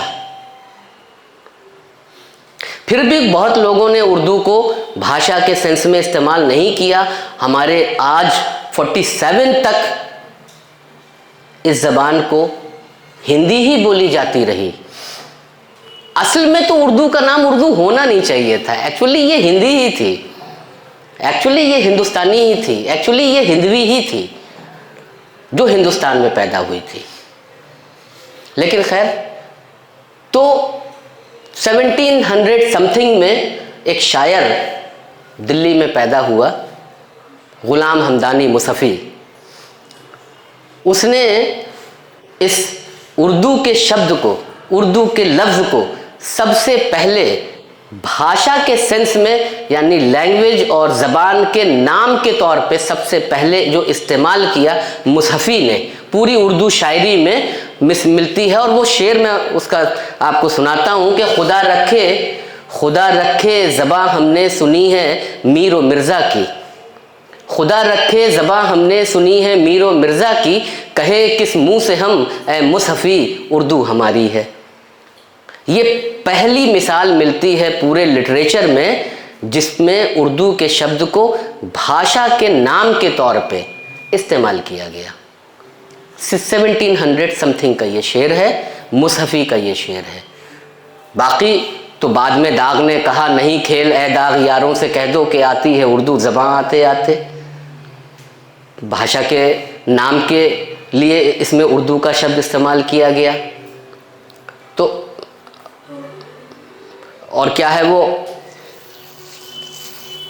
उर्दू है जिसका नाम हम ही जानते हैं, दाग। दाग का शेर है। दाग कौन थे? दाग दहलवी कौन थे? बहादुर शाह जफर के खानदान के थे। आप कह सकते हैं कि वो बहादुर शाह जफर दाग के स्टेप फादर थे। उनकी जो मदर थी दाग की, वो बहादुर शाह जफर की बहुत सी रानियों में से एक रानी थी, कनीज थी। दाग की परवरिश वहीं किले में हुई, बाद में वो रामपुर चले गए थे दाग। नहीं खेल ए दाग यारों से कह दो कि आती है उर्दू ज़बां आते आते। इस शेर में उर्दू के शब्द को आप इस्तेमाल किया गया है ज़बान के नाम के लिए कि आती है उर्दू ज़बां आते आते। सारे जहां में धूम हमारी ज़बां की है, उर्दू है जिसका नाम हम ही जानते हैं दाग, सारे जहां में धूम हमारी ज़बां की है। अब ये तो हाइपरबोल है, एक ऐसा मुमकिन थोड़ी होता है, लेकिन शायरी में अच्छी लगती है ये चीज़ें। मुबालगा आराई, बढ़ा चढ़ा कर किसी चीज़ को पेश करना, ये बहुत अच्छा लगता है। उर्दू और हिंदी कि जहाँ तक डिस्प्यूट का सवाल है, थोड़ा सा उसके बारे में ये सुन लीजिए कि उर्दू और हिंदी को ज़ाती तौर पे इन पर्सन अगर मुझसे कोई पूछे तो मैं हमेशा उनको यही कहता हूँ कि उर्दू और हिंदी दो अलग अलग भाषाएं नहीं है भाई। उर्दू वही है जो हिंदी है, हिंदी वही है जो उर्दू है। ये दो अलग अलग भाषाएं नहीं हैं। इसको बांटा है हमारे पॉलिटिकल स्टैंड ने। इसके पीछे बहुत बड़े पॉलिटिकल इश्यूज हैं, पॉलिटिकल रीजंस हैं इसके पीछे। पूरी की पूरी एक कॉन्स्पिरेसी है इसके पीछे। आपको मालूम है 1800 में 1800 में फोर्ट विलियम कॉलेज यहाँ कायम होता है कलकत्ते में। ये कौन सा कॉलेज था? ये वो कॉलेज था जिसमें न्यूली अपॉइंटेड जो ऑफिसर्स होते थे ब्रिटिश इंडिया के, वो यहाँ ट्रेंड किए जाते थे। उनको यहाँ पढ़ाया जाता था, उनको यहाँ के लिटरेचर के बारे में बताया जाता था, उनको यहाँ की भाषा के बारे में बताई जाती थी, ज्योग्राफिकल कंडीशंस बताई जाती थी, यहाँ की साइकोलॉजी पढ़ाई जाती थी। एक तरह का रिफ्रेशमेंट कोर्स होता था उनका, या ओरिएंटेशन कोर्स होता था उनका फोर्ट विलियम कॉलेज में। इस कॉलेज में एक डिपार्टमेंट, हिंदुस्तानी डिपार्टमेंट भी कायम हुआ। गिलक्रिस्ट जिसके प्रिंसिपल थे या चेयरमैन थे आप कहिए, और उसमें ये तय हुआ कि चूंकि पूरे हिंदुस्तान में हिंदुस्तानी भाषा बोली जाती है और लोग समझते ज़्यादा हैं, इसलिए इस लैंग्वेज को पढ़ाना है। हमारे न्यूली अपॉइंटेड ऑफिसर्स जो हैं उनको इस लैंग्वेज के बारे में बताना है, सिखाना है। अब सिखाने के लिए लिटरेचर चाहिए। आप किसी भी क्लास में आप पढ़ते हैं तो आपको बुक्स की ज़रूरत होती है, लिटरेचर चाहिए होता है। तो न्यूली अपॉइंटेड ऑफिसर्स को पढ़ाने के लिए लिटरेचर तैयार किया गया। अब लिटरेचर तैयार करने के लिए पूरी इंडिया से बड़े बड़े राइटर्स को इनवाइट किया गया, बुलाया गया। उसमें बहुत बड़ा काम है, बहुत बड़ा काम है। फोर्ट विलियम कॉलेज का बहुत बड़ा योगदान है हिंदी और उर्दू के लिटरेचर में, बहुत हिस्टोरिकल इम्पॉर्टेंस है उसकी। तो उसमें ट्रांसलेशन का काम शुरू हुआ। मीर अमन आए दिल्ली से, उन्होंने बागो बहार लिखी हैं, किस्सा नौ तर्ज़ मुरस्सकत उन्होंने फिर से रीराइट किया। उन्होंने किस्सा चहार दरवेश जो फ़ारसी की किताब है, फ़ारसी की दास्तान है, बल्कि जो अमीर खुसरू की कही हुई दास्तान है। और ये दास्तान बाकायदा अमीर खुसरू ने कब लिखी थी, कब सुनाई थी? जब उनके जो पीर थे निज़ामुद्दीन औलिया, जब वो बीमार पड़े थे, उनकी दिलजोई के लिए, उनके एंटरटेनमेंट के लिए अमीर खुसरू ने किस्सा चहार दरवेश उनको डेली सुनाते थे। उसका तर्जुमा मीर अमन ने फोर्ट विलियम कॉलेज में आकर उर्दू में किया। इस तरह से तोता कहानी है, शाकुंतलम का तर्जुमा शकुंतला नाटक के नाम से किया गया। बहुत बड़े बड़े लिटरेचर उस ज़माने के, संस्कृत के भी जो लिटरेचर थे उसका ट्रांसलेशन फोर्ट विलियम कॉलेज में इसी हिंदुस्तानी भाषा में किया गया। और अंग्रेज़ उर्दू को हिंदुस्तानी बोलना शुरू कर दिया था अंग्रेज़ों ने।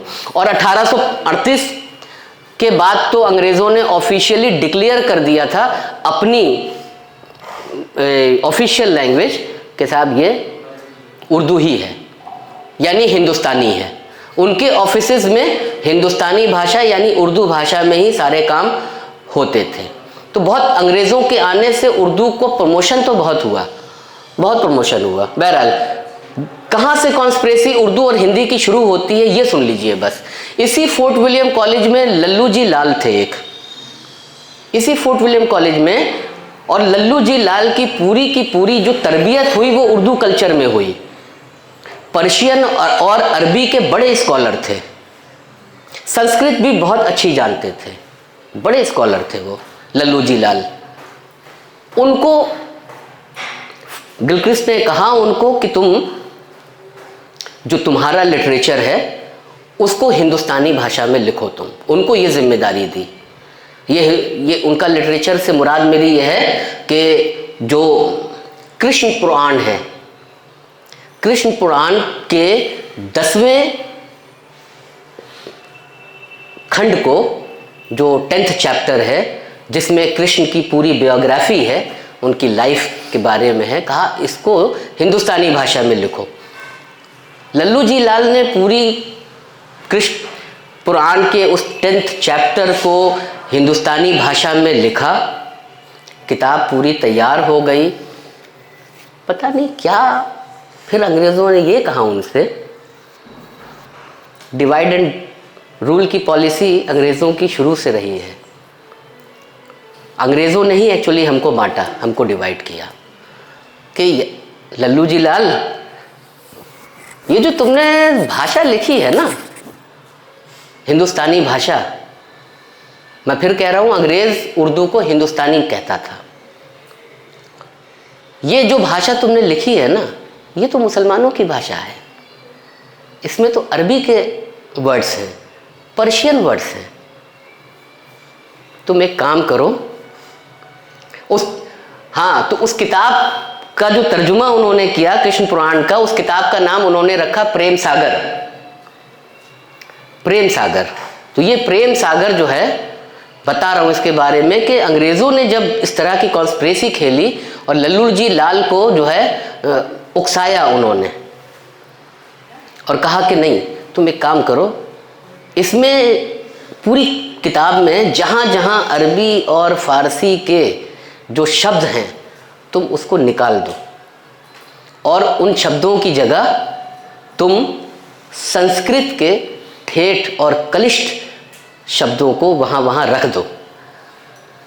तो इससे क्या होगी, क्योंकि ये किताब तुम्हारे कल्चर की है, तुम्हारे कल्चर की है, तो तुम्हारे कल्चर का रिप्रेजेंटेशन होगा, और इसकी भाषा तो बदल जाएगी और साथ ही साथ इसकी लिपि भी चेंज कर दो। लिपि यानी स्क्रिप्ट। स्क्रिप्ट समझते हैं ना आप लोग, जो लिखने का एक तरीका होता है, का इसको चेंज कर दो। वो किताब शुरू में प्रेम सागर उर्दू में लिखी गई, हिंदुस्तानी में लिखी गई। अंग्रेज़ों ने की कॉन्स्पिरेसी से लल्लू जी लाल ने उस किताब के अरबी फ़ारसी के सारे शब्दों को निकाल दिया और उसकी जगह संस्कृत के ठेठ शब्दों को घुसा दिया, ठूंस दिया, और उस किताब को करीब करीब 10 साल बाद उसको छापा, प्रेम सागर के नाम से छापा, लेकिन वो किताब नागरी स्क्रिप्ट में छपी। हिंदी देवनागरी स्क्रिप्ट में लिखी जाती है, वो किताब नागरी स्क्रिप्ट में छपी, और वहाँ से हिंदी की शुरुआत होती है, जिसको हम हिंदी लैंग्वेज कहते हैं। वहाँ से हिंदी लैंग्वेज की शुरुआत होती है, वरना उससे पहले हिंदी के नाम पे सिर्फ उर्दू थी और कुछ नहीं था। बाकी अलग अलग भाषाएं थीं, बोलियां थीं, जिसको देवनागरी स्क्रिप्ट में लिखते थे। मसलन ब्रज भाषा जो नॉर्थ इंडिया में बोली जाती है, कन्नौजी, बुंदेलखंडी, हरियाणी, खड़ी बोली, बघेली, छत्तीसगढ़ी, अवधी, ये वो बोलियां थीं जिसको देवनागरी स्क्रिप्ट में लोग लिखते थे। लेकिन इनका लबो लहजा बिल्कुल अलग है, इनका ग्रामेटिकल स्ट्रक्चर बिल्कुल अलग है, समझे। लेकिन उर्दू जो डेवलप होनी शुरू हुई, इस उर्दू ने किसी न किसी को तो अपनी माँ माना होगा ना। इस उर्दू को किसी बड़ी लैंग्वेज ने या किसी प्रीवियस लैंग्वेज ने इसकी परवरिश की होगी ना। बच्चा ऐसे थोड़ी पैदा हो जाता है, उसकी कोई माँ होती है, कोई बाप होता है। लैंग्वेज का भी यही मामला है, उसकी भी कोई मदर टंग होती है जहाँ से वो निकलती है भाषा। तो उर्दू जो पैदा हुई, दिल्ली और उसके आसपास के इलाकों में जो लैंग्वेज बोली जाती थी, मसलन मुरादाबाद, रामपुर, बुलंदशहर, बिजनौर, बरेली, सहारनपुर, ये जो पूरा एक जोन था, यहाँ पर खड़ी बोली बोली जाती थी। खड़ी बोली, उर्दू ने इसको अपना बेस बनाया। इसलिए हम कहते हैं कि उर्दू की जो बुनियाद है, जो बेस है, वो खड़ी बोली है। और हिंदी की भी बेस खड़ी बोली है। खड़ी बोली इसलिए बोल रहा हूँ कि उर्दू के जितने भी अस्मा और अफ़ाल हैं, जितने वर्ब्स हैं और जितने भी नाउन्स हैं, ये सब आ पर ख़त्म होते हैं। अलिफ पे ख़त्म होते हैं, ए पर ख़त्म होते हैं, आ पर ख़त्म होते हैं, इसलिए इसको खड़ा रहता है, इसलिए इसको खड़ी बोली बोलते हैं। और खड़ी बोली का ग्रामेटिकल स्ट्रक्चर यही है कि वो ख़त्म होता है अलिफ पे, आ पे ख़त्म होता है। और उर्दू ने ग्रामेटिकल स्ट्रक्चर पूरा का पूरा खड़ी बोली का लिया, वरना ब्रज भाषा तो थी उस ज़माने में जिसमें कि पूरी की पूरी कृष्ण लीला है, पूरा कृष्ण लिटरेचर ब्रज में है और बहुत मौज करते हैं। हमने भी सुना है, ब्रजवासी हमारे बहुत बड़े बड़े बहुत अच्छे अच्छे राइटर हमारे दोस्त हैं जिनका ताल्लुक ब्रज भाषा से है, लेकिन लबो लहजे का फ़र्क है। अगर मैं कहूं कि मेरा बेटा दिल्ली गया, आ पर ख़त्म हो रहा है, मेरा बेटा दिल्ली गया। अगर ब्रज में इसको बोला जाएगा मेरो बेटो दिल्ली गयो, ओ पर ख़त्म हो रहा है। मेरो बेटो दिल्ली गयो, ओ पर ख़त्म हो रहा है। तो सबका एक लैंग्वेज स्ट्रक्चर होता है, एक लबो लहजा होता है। कन्नौजी का अपना है, बुंदेलखंडी का अपना, बघेली का अपना, छत्तीसगढ़ी का अपना अपना है सब। इस लबो लहजे से, और ये सब लैंग्वेज नहीं थी, ये सब बोलियां थी। उर्दू एक स्टैंडर्ड लैंग्वेज बनी, इसलिए कि आगे चल के उर्दू इल्म की ज़बान, स्कॉलिस्टिक लैंग्वेज बनी। इसमें किताबें छपी, इसमें लिटरेचर लिखा जाने लगा। ऐसे तो बोलियां जो होती हैं, डायलेक्ट्स, उसमें लोक कहानियां भी होती हैं, लोक गीत भी होते हैं, लेकिन वो स्टैंडर्ड लैंग्वेज नहीं होती। एक स्टैंडर्ड लैंग्वेज जैसे इंग्लिश है, बंगाली है, ये स्टैंडर्ड लैंग्वेज है। इसके ऊपर नहीं, जो होगी बोलियां इसके नीचे होंगी, इसकी साए में होंगी। तो उर्दू एक स्टैंडर्ड लैंग्वेज बनी, लेकिन उर्दू ने इस्तिफादा यानी फ़ायदा बहुत सी ज़बानों से हासिल किया। जैसे पंजाबी से भी इसने बहुत कुछ लिया, इसने हरियाणी से बहुत कुछ लिया, इसने ब्रज भाषा से बहुत कुछ लिया। बुंदेलखंडी, कन्नौजी, बघेली, छत्तीसगढ़ी, अवधी, इन भाषाओं से उर्दू ने बहुत कुछ लिया है। तब कहीं जाकर इतनी स्टैंडर्ड और रिच लैंग्वेज ये बन पाई उर्दू। इससे पहले जो यहाँ पे बोलियाँ थीं वो सब ऐसी लोकल बोलियों के तौर पे उसको बोलते थे लोग, लेकिन उस लैंग्वेज को लेके बहुत ज़्यादा लोग सीरियस नहीं थे, क्योंकि वो इल्म और अदब की ज़बान नहीं थी, स्कॉलास्टिक ज़बान नहीं थी वो।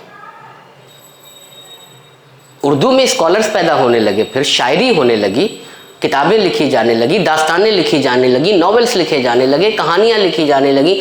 जितने भी sorts of poetry, genre of poetry हो सकते हैं, वो सारे जनरे ऑफ पोइट्री इसमें आप उर्दू में देख सकते हैं। वो सारी की सारी चीज़ें उर्दू में लिखी जाने लगी। तो उर्दू का बेस जो है वो खड़ी बोली है, और हिंदी का बेस भी खड़ी बोली है। लेकिन हिंदी के जन्म लेने का एक फ़ायदा यह हुआ कि हिंदी की छतरी के नीचे जितनी भी भाषाएं नागरी स्क्रिप्ट में लिखी जाती थीं, उन सब ने मिलकर हिंदी को अपनी माँ मान लिया, अपना पैटर्न मान लिया। वो सब उस छतरी के नीचे आ गई। जैसे ब्रज है, बुंदेलखंडी है, कन्नौजी है, अवधी है, छत्तीसगढ़ी है, ये जितनी भी भाषाएं हैं सब उसके। अब कहा यह जाता है कि भाषा हिंदी है, बोली अलग है, लेकिन it's a sort of Hindi. और बड़े बड़े लिंग्विस्ट ने जो सर्वे किया हमारे यहाँ, लिंग्विस्टिक सर्वे ऑफ इंडिया जिसे हम कह सकते हैं, लिंग्विस्टिक सर्वे जो हुए, उसमें सबसे बड़ा नाम हमारे बंगाल का सुनीति कुमार चटर्जी का है। उनकी किताब आप पढ़ें, इंडो आर्यन एंड हिंदी, आप उनकी किताब, यही अपने कलकत्ता यूनिवर्सिटी के थे और प्रोफेसर एमेरिटस थे। जिंदगी भर गवर्नमेंट उनको तनख्वाह देती रही, रिटायरमेंट के बाद भी प्रोफेसर एमेरिटस होना बड़ी बात है। उनकी किताब है, आप पढ़ें, इंडो आर्यन एंड हिंदी। उसमें उन्होंने पूरे इंडिया के लैंग्वेजेस का सर्वे किया है, और इसमें उर्दू और हिंदी की जो हिस्ट्री है इसके बारे में बहुत कुछ मिलता है। साबित होता है कि उर्दू पहले पैदा हुई, हिंदी बाद में पैदा हुई। उर्दू के रास्ते पे चल के ही हिंदी ने जन्म लिया। बल्कि मेरी डेफिनेशन कुछ अलग है हिंदी के बारे में। एक बात ये हुई, जो सबसे पहला सर्वे ब्रिटिश पीरियड में हुआ था, जॉर्ज ग्रैरसन ने किया था। वो सिविल सर्विसेज के मेंबर थे वो ग्रैरसन। उन्होंने बड़ा काम किया था। हिंदुस्तान का पहला लिंग्विस्टिक सर्वे डन बाय ग्रैरसन, वो लिंग्विस्टिक सर्वे ऑफ इंडिया के नाम से वो पूरी किताब कई वॉल्यूम में है, वो पब्लिश हुई। उसमें करीब करीब मैं बता रहा हूं वंस, देखिए वो सिविल सर्विस के मेंबर रहे 1871 से लेकर 1903 तक वो सिविल सर्विसेज के मेंबर थे। बड़ी जिम्मेदारी उनको दी गई थी। और ये किताब जो है, ये सर्वे किया गया था 1903 से लेकर 1928 तक ये सर्वे हुआ। कई वॉल्यूम में है ये किताब। और इस जितने लिंग्विस्ट हैं, जो लिंग्विस्टिक्स से जिनका जो बिलोंग करते हैं, उनके लिए ये मतलब संगे मील है। ये पत्थर, मील का पत्थर है ये। वहाँ से लिंग्विस्टिक की स्टडी एक नई तरीके से शुरू होती है। बड़ा काम था ये, कई साल लगे इसमें। टीचर्स को लगाया उन्होंने, ऑफिसर्स को लगाया उन्होंने इस सर्वे के लिए। 177 लैंग्वेजेस का सर्वे हुआ, 179 लैंग्वेजेस का सर्वे हुआ और 544 जो बोलियां थी, डायलेक्ट्स थे, उसका सर्वे किया। और एक एक चीज़ के मतलब उर्दू को बोलने वाले हैं तो कितने हैं, किन किन इलाकों में उर्दू बोली जाती, गुजराती को बोलने वाले हैं तो कितने, किन किन इलाकों में बोली जाती है, बंगाली बोलने वाले कितने हैं, किन किन इलाकों में बोली जाती। तो उसके बाद जो नतीजा निकला, उससे ये नतीजा निकला उर्दू बोलने वाले बहुत ज़्यादा थे, क्योंकि लैंग्वा फ्रैंका थी, ऑफिशियल लैंग्वेज थी, तो उर्दू बोलने वाले बहुत ज़्यादा हैं। अब उसमें आपको बहुत से फैक्ट्स पता चलते हैं उर्दू के बारे में, जिनसे उर्दू की हिस्ट्री में बड़ी मदद मिलती है उसको समझने में। दूसरा एक बड़ा काम, एक फ्रेंच राइटर है गार्सन दतासी, उसने हिंदुस्तान विजिट किया और यहाँ की लैंग्वेजेस का अपने तौर पे सर्वे किया। और फ्रांस जाने के बाद उसने एक किताब लिखी और उस किताब में उर्दू के बारे में बहुत कुछ लिखा उसने। और उसने भी ये कहा कि सबसे मकबूल तरीन, मोस्ट पॉपुलर लैंग्वेज उर्दू है।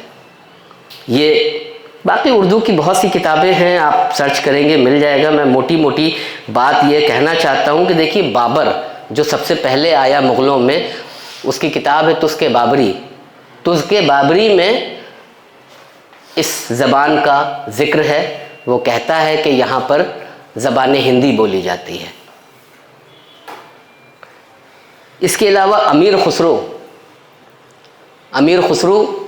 अपनी भाषा को हिंदी बोलते थे। इसके अलावा मीर तकी मीर ने अपनी भाषा को हिंदी कहा है। मीर उर्दू के बहुत बड़े शायर हैं, लेकिन वो हिंदी कहते हैं।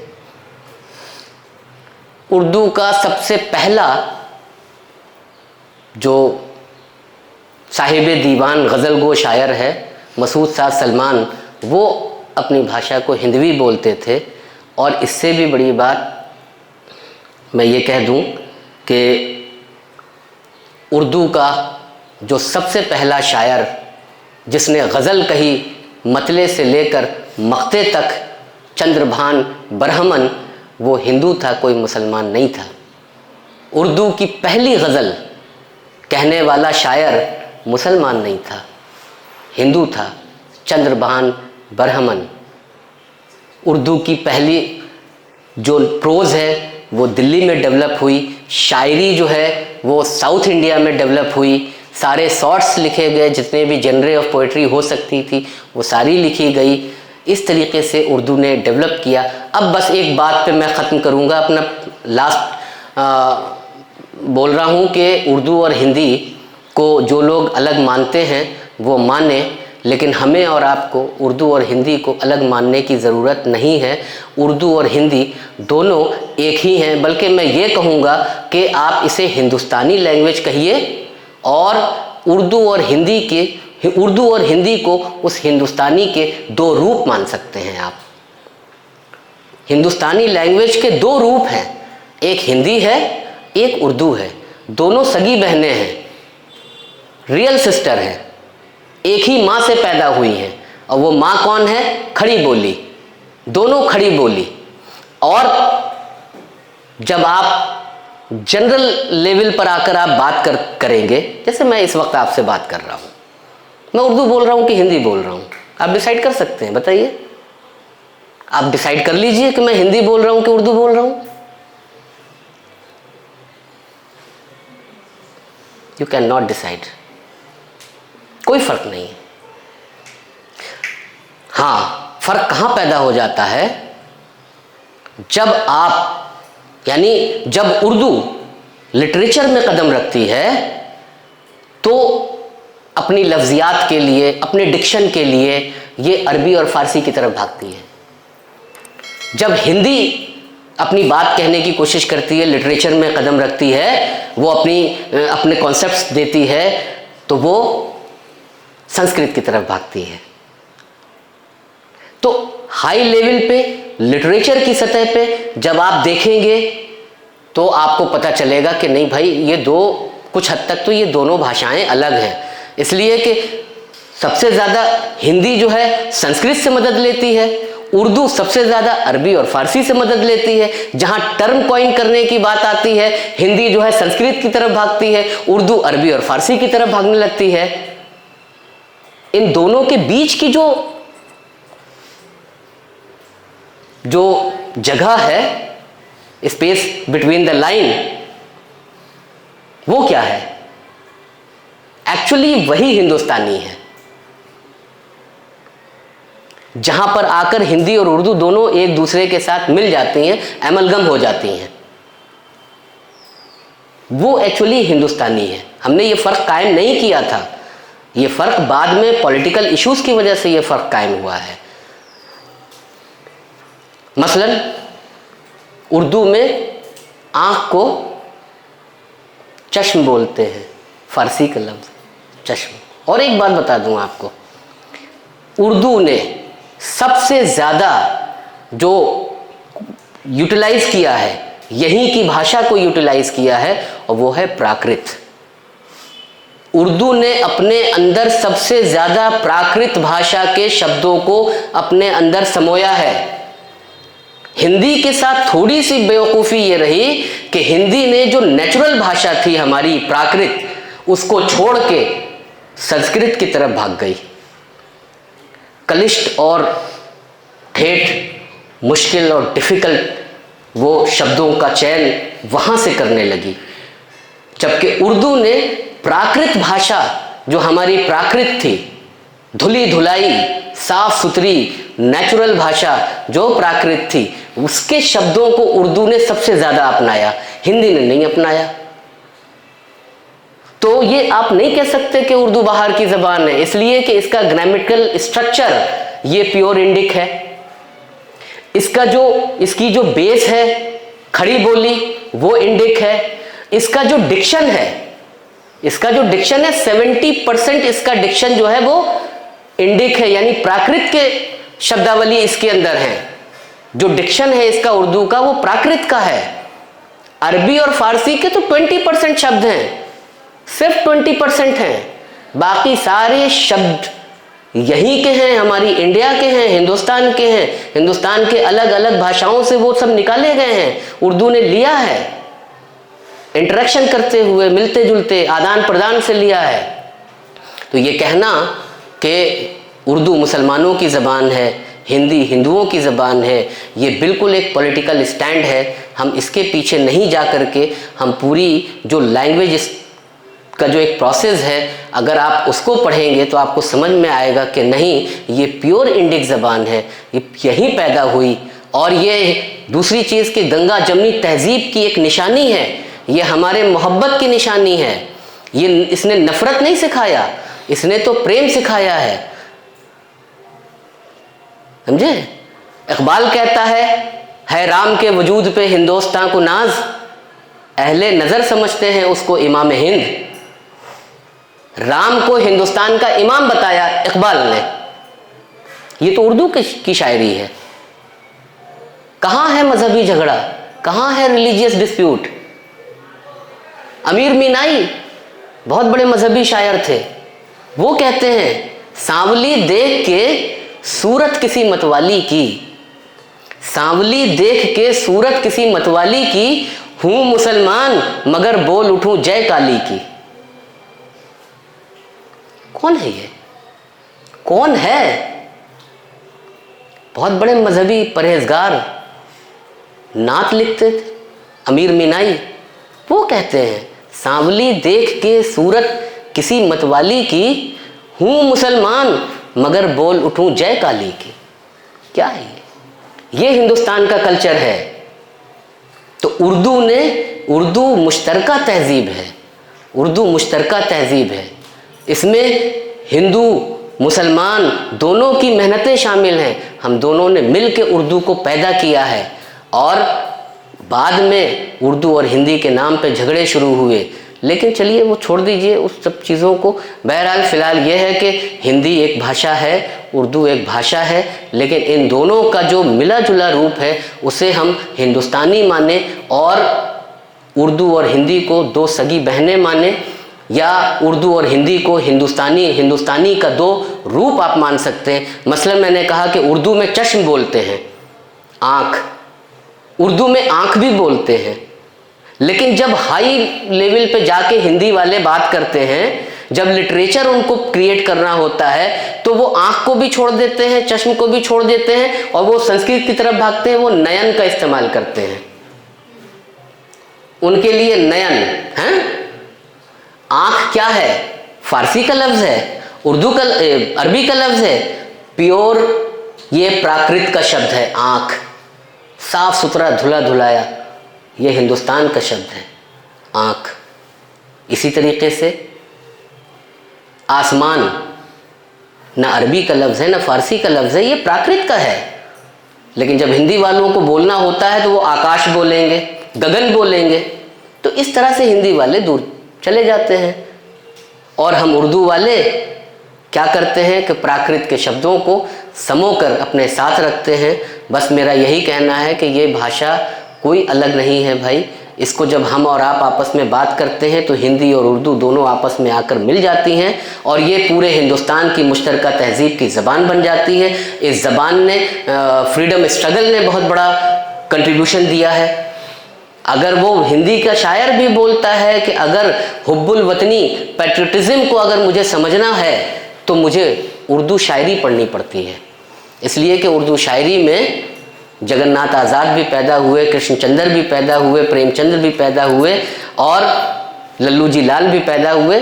बहुत से हिंदू लोग, बड़े बड़े हिंदू शायर, बड़े बड़े हिंदू राइटर इसमें पैदा हुए। और अभी सबसे बड़ा शायर कृष्ण तूर हैं, उनसे भी बड़े शायर इसके हैं, आपको जाकर के राजस्थान के हैं। तो ये है हिंदुस्तान।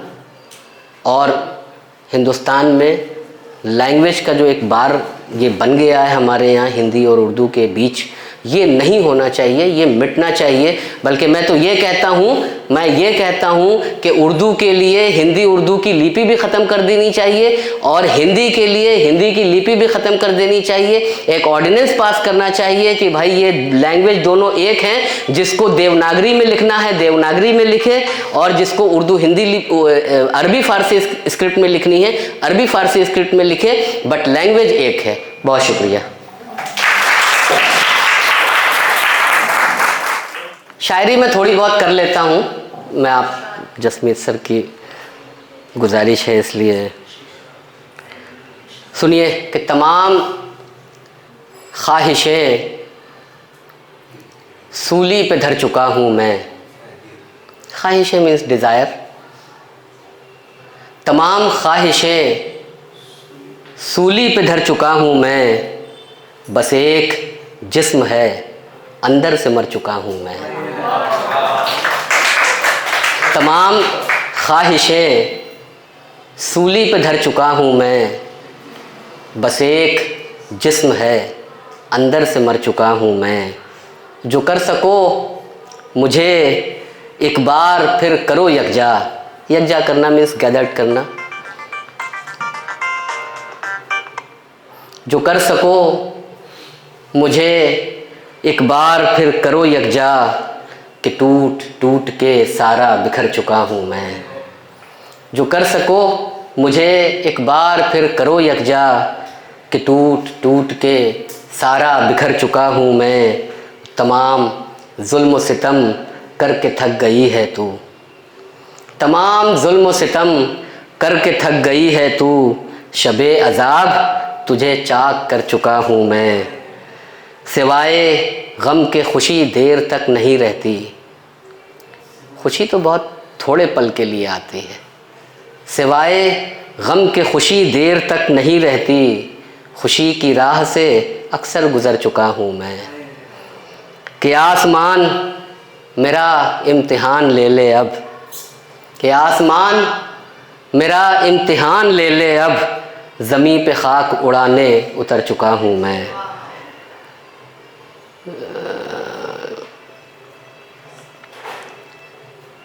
चलिए गज़ल और सुन लीजिए कि लिबास खाक, खाक कहते हैं मिट्टी को। लिबास खाक तेरा अब कहाँ गुजारा है। ये जो लिबास है ना हमारा बदन, बॉडी, ये अर्थन बॉडी है, ये मिट्टी का बना हुआ कहते हैं, यही कॉन्सेप्ट है। लिबास खाक तेरा अब कहाँ गुजारा है। बड़ी अदा से तुझे रूह ने उतारा है। जब रूह निकलती है तो लिबास की कोई हैसियत नहीं। फिर मनुष्य बस यही है, लिबास का बोझ ढोती रहती है रूह, है ना। कि लिबास खाक तेरा अब कहाँ गुजारा है। बड़ी अदा से तुझे रूह ने उतारा है। ये ज़िंदगी का सफ़र है ज़रा संभल के चल। ये ज़िंदगी का सफ़र है ज़रा संभल के चल। कदम कदम पे यहाँ पर बहुत खसारा है, घाटा बहुत है, संभल के चलने की ज़रूरत है। कदम कदम पे यहाँ पर बहुत खसारा है, कि कोई खुशी न कोई आरज़ू है जीने की। कोई खुशी न कोई आरज़ू है जीने की। वो क्या जिएगा जिसे ज़िंदगी ने मारा है। कोई खुशी न कोई आरज़ू है जीने की। वो क्या जिएगा जिसे ज़िंदगी ने मारा है। ये कारे नदी की धार सी, नदी की धार सी बहती है ज़िंदगी अपनी। नदी की धार सी बहती है ज़िंदगी अपनी। सॉरी, नदी की धार सी बहती है ज़िंदगी अपनी। जहाँ रुकेगी वही मौत का किनारा है। नदी की धार सी बहती है ज़िंदगी अपनी। जहाँ रुकेगी वही मौत का किनारा है। ये कारे खैर नहीं, ये कारोबारे नफस है यहाँ करार नहीं। ये कारोबारे नफस है यहाँ करार नहीं। किसी को जीत लिया है किसी को हारा है। ये बल्कि मैंने इसको इस तरह कर दिया है कि ये कारे खैर नहीं मसलहत पसंदी है। एक्सपीडियंसी है, ये तो एक स्ट्रेटजी है। ये कारे खैर नहीं मसलहत पसंदी है। किसी को जीत लिया है किसी को हारा है। आखिरी शेर देखें कि खुशी तो रूठ के कब की चली गई हमसे। खुशी तो रूठ के कब की चली गई हमसे। बस एक दर्द बचा है वही हमारा है। बस एक दर्द बचा है वही हमारा है। लिबास खाक तेरा अब कहाँ गुजारा है। बड़ी अदा से तुझे रूह ने उतारा है। बेहद शुक्रिया। A big round of applause for sir. अभी तक का सबसे लंबा सेशन सर का ही था और बहुत कुछ सीखने को मिला है। जैसे खड़ी बोली किसको बोलते हैं, ब्रज भाषा में क्या डिफरेंस है दोनों में, उर्दू और हिंदी की कॉमन जो लाइन है वो क्या है। तो हम आशा करते हैं कि अब ये जो हम लोगों ने थोड़ा बहुत आइडिया लिया है और लास्ट में जिस शायरी के साथ हम लोगों ने इसको खत्म किया है, तो उसने इस सेशन को और भी लाइवली बना दिया है। होपफुली सबने एंजॉय किया होगा और सर का शुक्रिया कि सर यहाँ पर आए टाइम निकाल के। सर को मैंने बस एक बार बोला था, ये मेरी खुशकिस्मती है कि मतलब अभी तक 3 अड्डा सेशंस हुए हैं, मैंने तीनों को बस एक बार ही मैसेज किया था कि सर आना है। तो इट्स लाइक अपनापन होता है कि नहीं आएंगे, जरूर आएंगे। तो वो आज एकदम रेडी थे और एकदम कॉलेज से ही सीधा यहाँ पर आ गए। अभी बेचारे कुछ खाएंगे तो हम लोग आज इसको यहीं पे खत्म करते हैं, समाप्त करते हैं। फिर से अगला किसी अड्डा सेशन का इंतजार करेंगे। तब तक के लिए शुक्रिया, शब्बा खैर, सावधान रहिए, सतर्क रहिए। अड्डा सेशन में फिर से मुलाकात होगी।